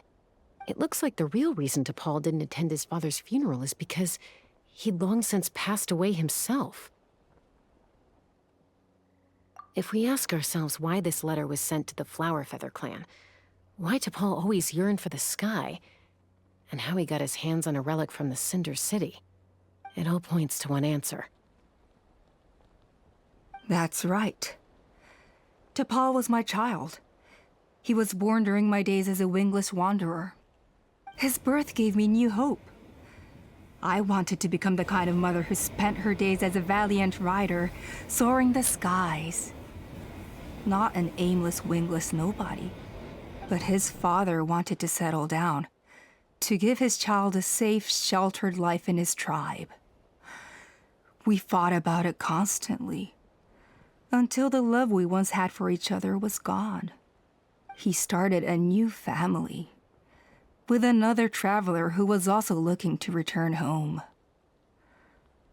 And I went back to the Flower Feather clan, alone. Alpa? I had no idea that despite being raised among the children of echoes, my child still harbored dreams of the skies. Can you imagine, Chasca? The joy and surprise I felt when he showed up at my door, asking to join the flying trials. Or how proud I was when he said he wanted to prove his own worth, rather than relying on my position as elder. And then the anguish that overcame me when he was rejected by the Cucusaurs and became wingless, just as I had after my injury. You've got a lot of nerve showing your face here. Don't take this the wrong way, Chasca. I'm not here for a fight. I just want to talk. Isn't that your preferred way to resolve things? I trust you've learned of T'Pol's wish on your way here. A world where the skies are for all of humanity to share. If only his dream can be realized, no one will ever have to lose their wings again. Our aerial prowess will be greater than ever before. War will never again come at such a great cost. The loss of Koichi is a tragedy that need never be repeated. So tell me, Chasca, do you really wish to see the phlogiston wings forever grounded and gathering dust? Nothing you've said excuses all the conflict you've caused. You mean the argument back at the tribe? It was a necessary measure. Sometimes this is the only way to accelerate the pace of progress. Is a mother harming her children when she coaxes them into swallowing a bitter pill? Of course not. It is a brief moment of suffering for the greater good, and the child would come to understand this in due course. The phlogiston wings are that bitter pill. We will never progress as a tribe if we cling to the scraps the Cucusaurs offer us. Once the people have embraced the phlogiston wings, they will never look back. Even if they learn how the refined phlogiston is sourced. They will convince themselves that the sacrifice of a few Cucusaurs is a small price to pay for our dominion over the skies. But this I had not anticipated. I barely had the chance to introduce the phlogiston wings to the tribe before you found this place. Your plan was hardly foolproof. Yet, it can still be salvaged. Chasca, traveler, you are the hope of humanity. I'm sure you have your doubts about my methods, but know that my love for humanity and for Natlan is genuine. You know me, Chasca. And you know that I've always treated everyone in the Flower Feather clan as my own children, as fellow humans. Surely you can understand my perspective. Alpa, Natlan doesn't belong to humans alone. And truthfully, neither do I.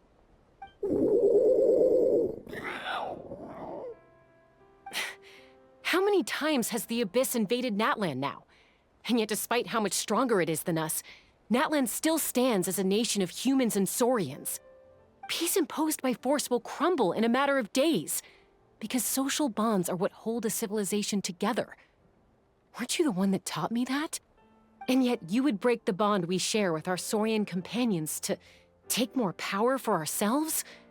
That's as stupid as hacking your own arm off to use it as a club. They are wild beasts, driven purely by instinct. How could they possibly understand human social bonds? Ugh, how did someone like her ever become a writer? Ha! You overestimate them. They bow to the strong and shun the weak. That's all there is to it. They never gave Tepal a second glance when he was at his lowest, nor me when I returned injured from the Cinder City. It's all about survival of the fittest for them. Plain and simple. They obeyed me once I proved myself stronger than them, but the moment it serves them better, they'll abandon me in a heartbeat. You're wrong, Alpa. They only reject the wingless because they don't want to fly anyone to their death. Chasca, I will promise you this. Only the unruliest wild cucosaurs will be used for phlogiston extraction. The ones who have nothing else to offer to humanity. Well, that's too bad, because I know a few unruly wild cucosaurs who don't think that idea is gonna fly. Namely my mom, my sister, and me. And the others? To us, they're friends, family, even children. So if you want to put any of them in one of your cages, you're gonna have to go through us. Is that right? I knew you might be difficult to convince. Maybe this will change your mind.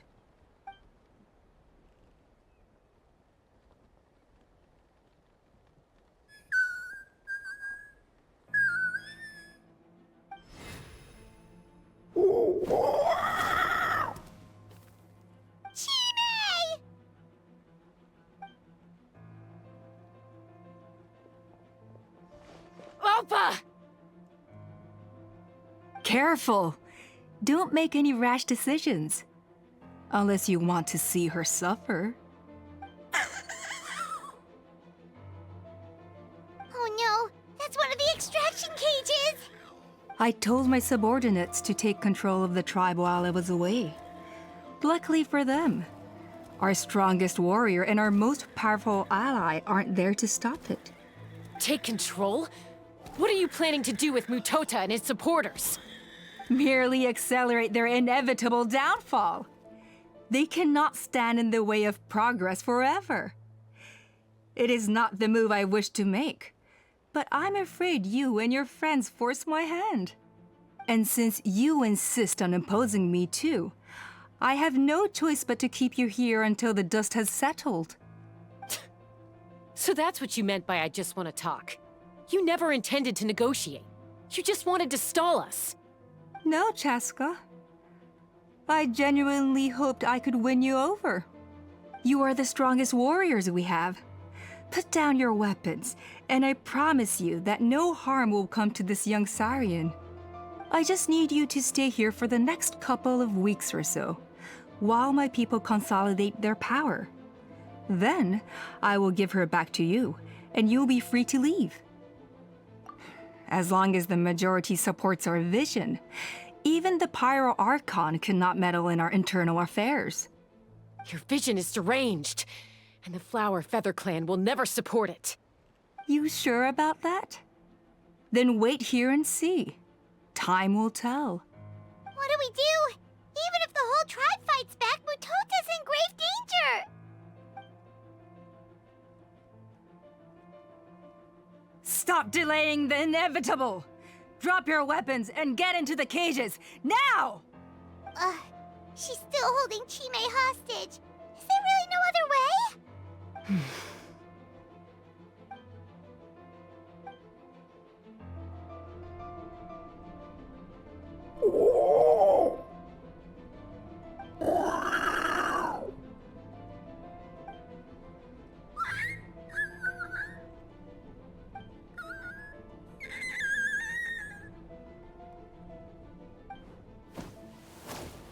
Koya? Huh? What are you yapping about? Stand down. Drop your weapons, now! This instant! Ah! Ah! No!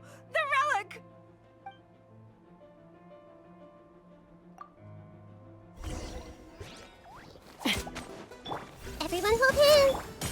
Yoo-hoo! Nice and spicy. Woohoo! Give up, Alpa. We're negotiating my way now, and this ain't your strong suit. Hey, something's up with this relic!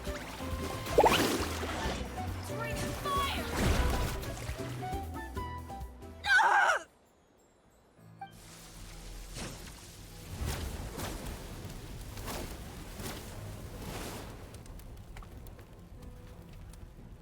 No!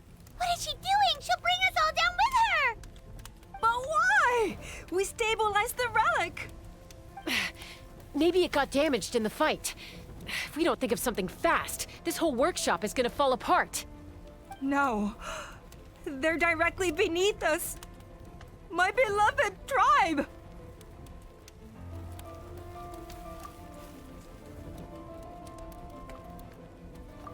Okay,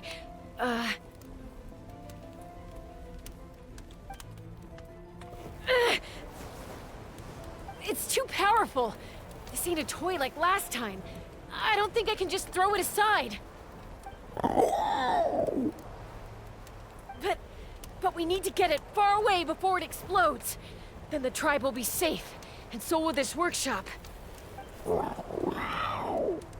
Koya, remember when we were kids? Come on, let's take this thing high up into the sky. Don't worry, I know I can get rid of it before it explodes. We're talking some surface wounds at most.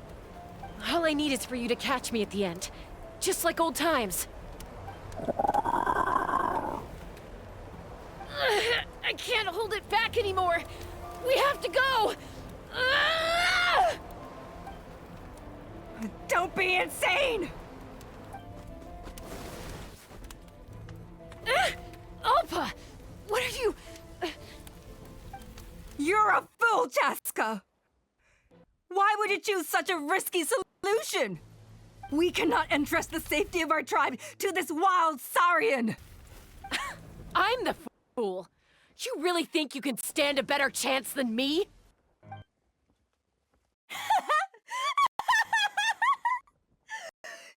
Sure, it may be asking too much for an ex-wingless to escape the blast radius in time. But I can fly it a safe distance away, even if it's the last thing I do.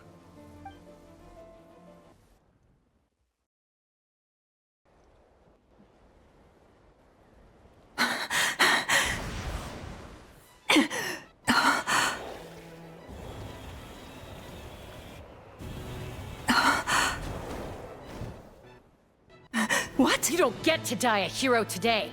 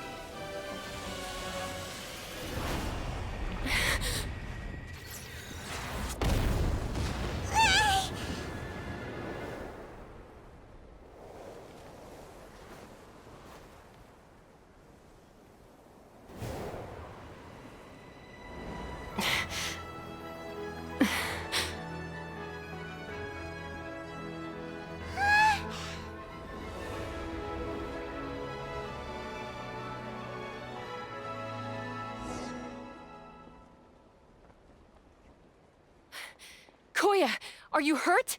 Let me take a look at you. What do you mean, I'm fine? Didn't I tell you to catch me on your back? Why did you try to shield me from the blast? Accident? Yeah, right. Seriously, you're as stubborn as ever. Chasca, Koya! How are things looking here?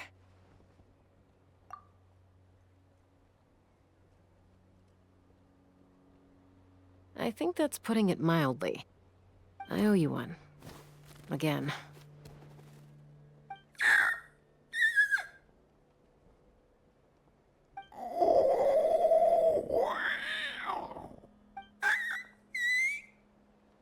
Alpa, be honest.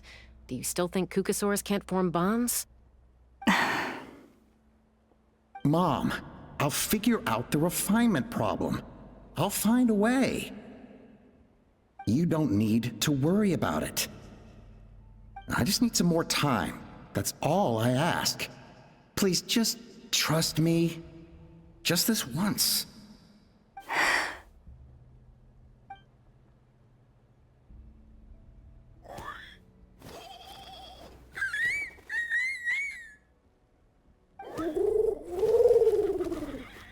The Flower Feather Clan yield to the strong. And it's up to the winners to define what strength means. So it looks like it's my turn to yield.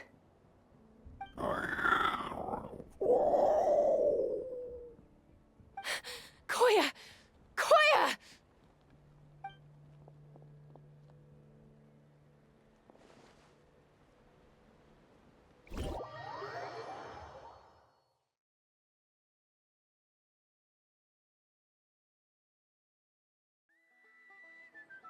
So, you're absolutely sure it's not because of the explosion?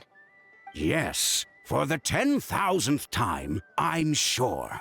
The blast barely touched her. The reason she fainted was old injuries playing up, compounded by overexertion in recent days. The moment she finally relaxed, all the built-up stress finally caught up with her. And no wonder. Honestly, she's just like you. Anyway, now you know how we feel when you go off risking life and limb. Your mother and I would both appreciate it if you lived less dangerously. You know she wrote to me from the Masters of the Night Wind, just to scold me for not doing enough to keep an eye on you. If she wasn't so busy with work, you can bet she'd come back here and chew us both out in person. I'll find an opportunity to apologize to her. I promise. You'd better. No more avoiding us, okay? And don't get me started on all the checkups you've missed. Got it. Got it. Huh? Koya? You're awake. I'll go let everyone know. Hey, but we're not done talking. What are we gonna do with her, Even after everything that's happened, she still hasn't figured out how to start the conversation with you. She keeps saying, I don't think Koya has forgiven me yet. But if you ask me, she's the one who's scared to open up and have an honest conversation. For all her confidence, she's a very sensitive soul underneath. You'd think as a peacemaker, she of all people would know how to reconcile with her family after a falling out. She must have been a handful growing up. Thank you for being there for her. And of course, thank you for keeping her safe when you were up there in the sky. Koya, Uncle Cusco, we're here! Ha! I was just telling her that she's not to go chasing danger with Chasca ever again. Cusco, I understand how you must feel. But it's all thanks to Koya and Chasca's efforts that the airborne workshop didn't come crashing down on our heads. Oh, Paimon almost forgot to ask. They didn't hurt you while we were gone, did they? Thankfully, when her co-conspirators tried to arrest me, I was out coaching Koya and Junan. The two of them were a huge help. They took care of things while I went around rallying the resistance. So, in the end, Alpa's would-be revolt didn't really get off the ground. And as it turns out, not all of the wingless want to see our dear Saurian friends replaced with phlogiston-powered gizmos. I'm so sorry you got mixed up in this, by the way. We should have caught on to Alpa's scheme sooner. We could have saved so many Kukasaurs from getting hurt. Most of the airborne workshop has now been dismantled. We've just left one small, harmless part intact, and repurposed it as a jail for Alpa and her cronies. Let's see how they like being locked up in a sky prison! So, it looks like there's just one last conflict left to resolve. Peacemaker, you're up. I said I had to wait until things had blown over, didn't I? And now they have. But I still have no idea what to say. Koya, I just want to say, I'm sorry for how things went down back then.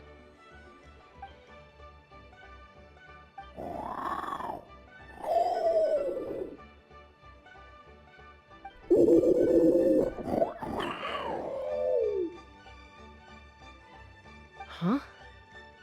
Does this mean you're not mad at me anymore? There's that family likeness coming through again.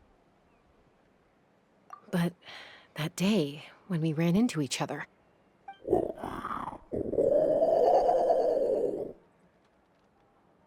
Huh?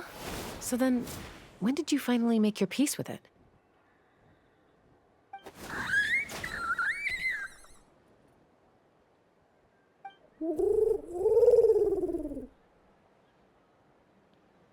Aw, it's Chime and Chimpu! They're here too!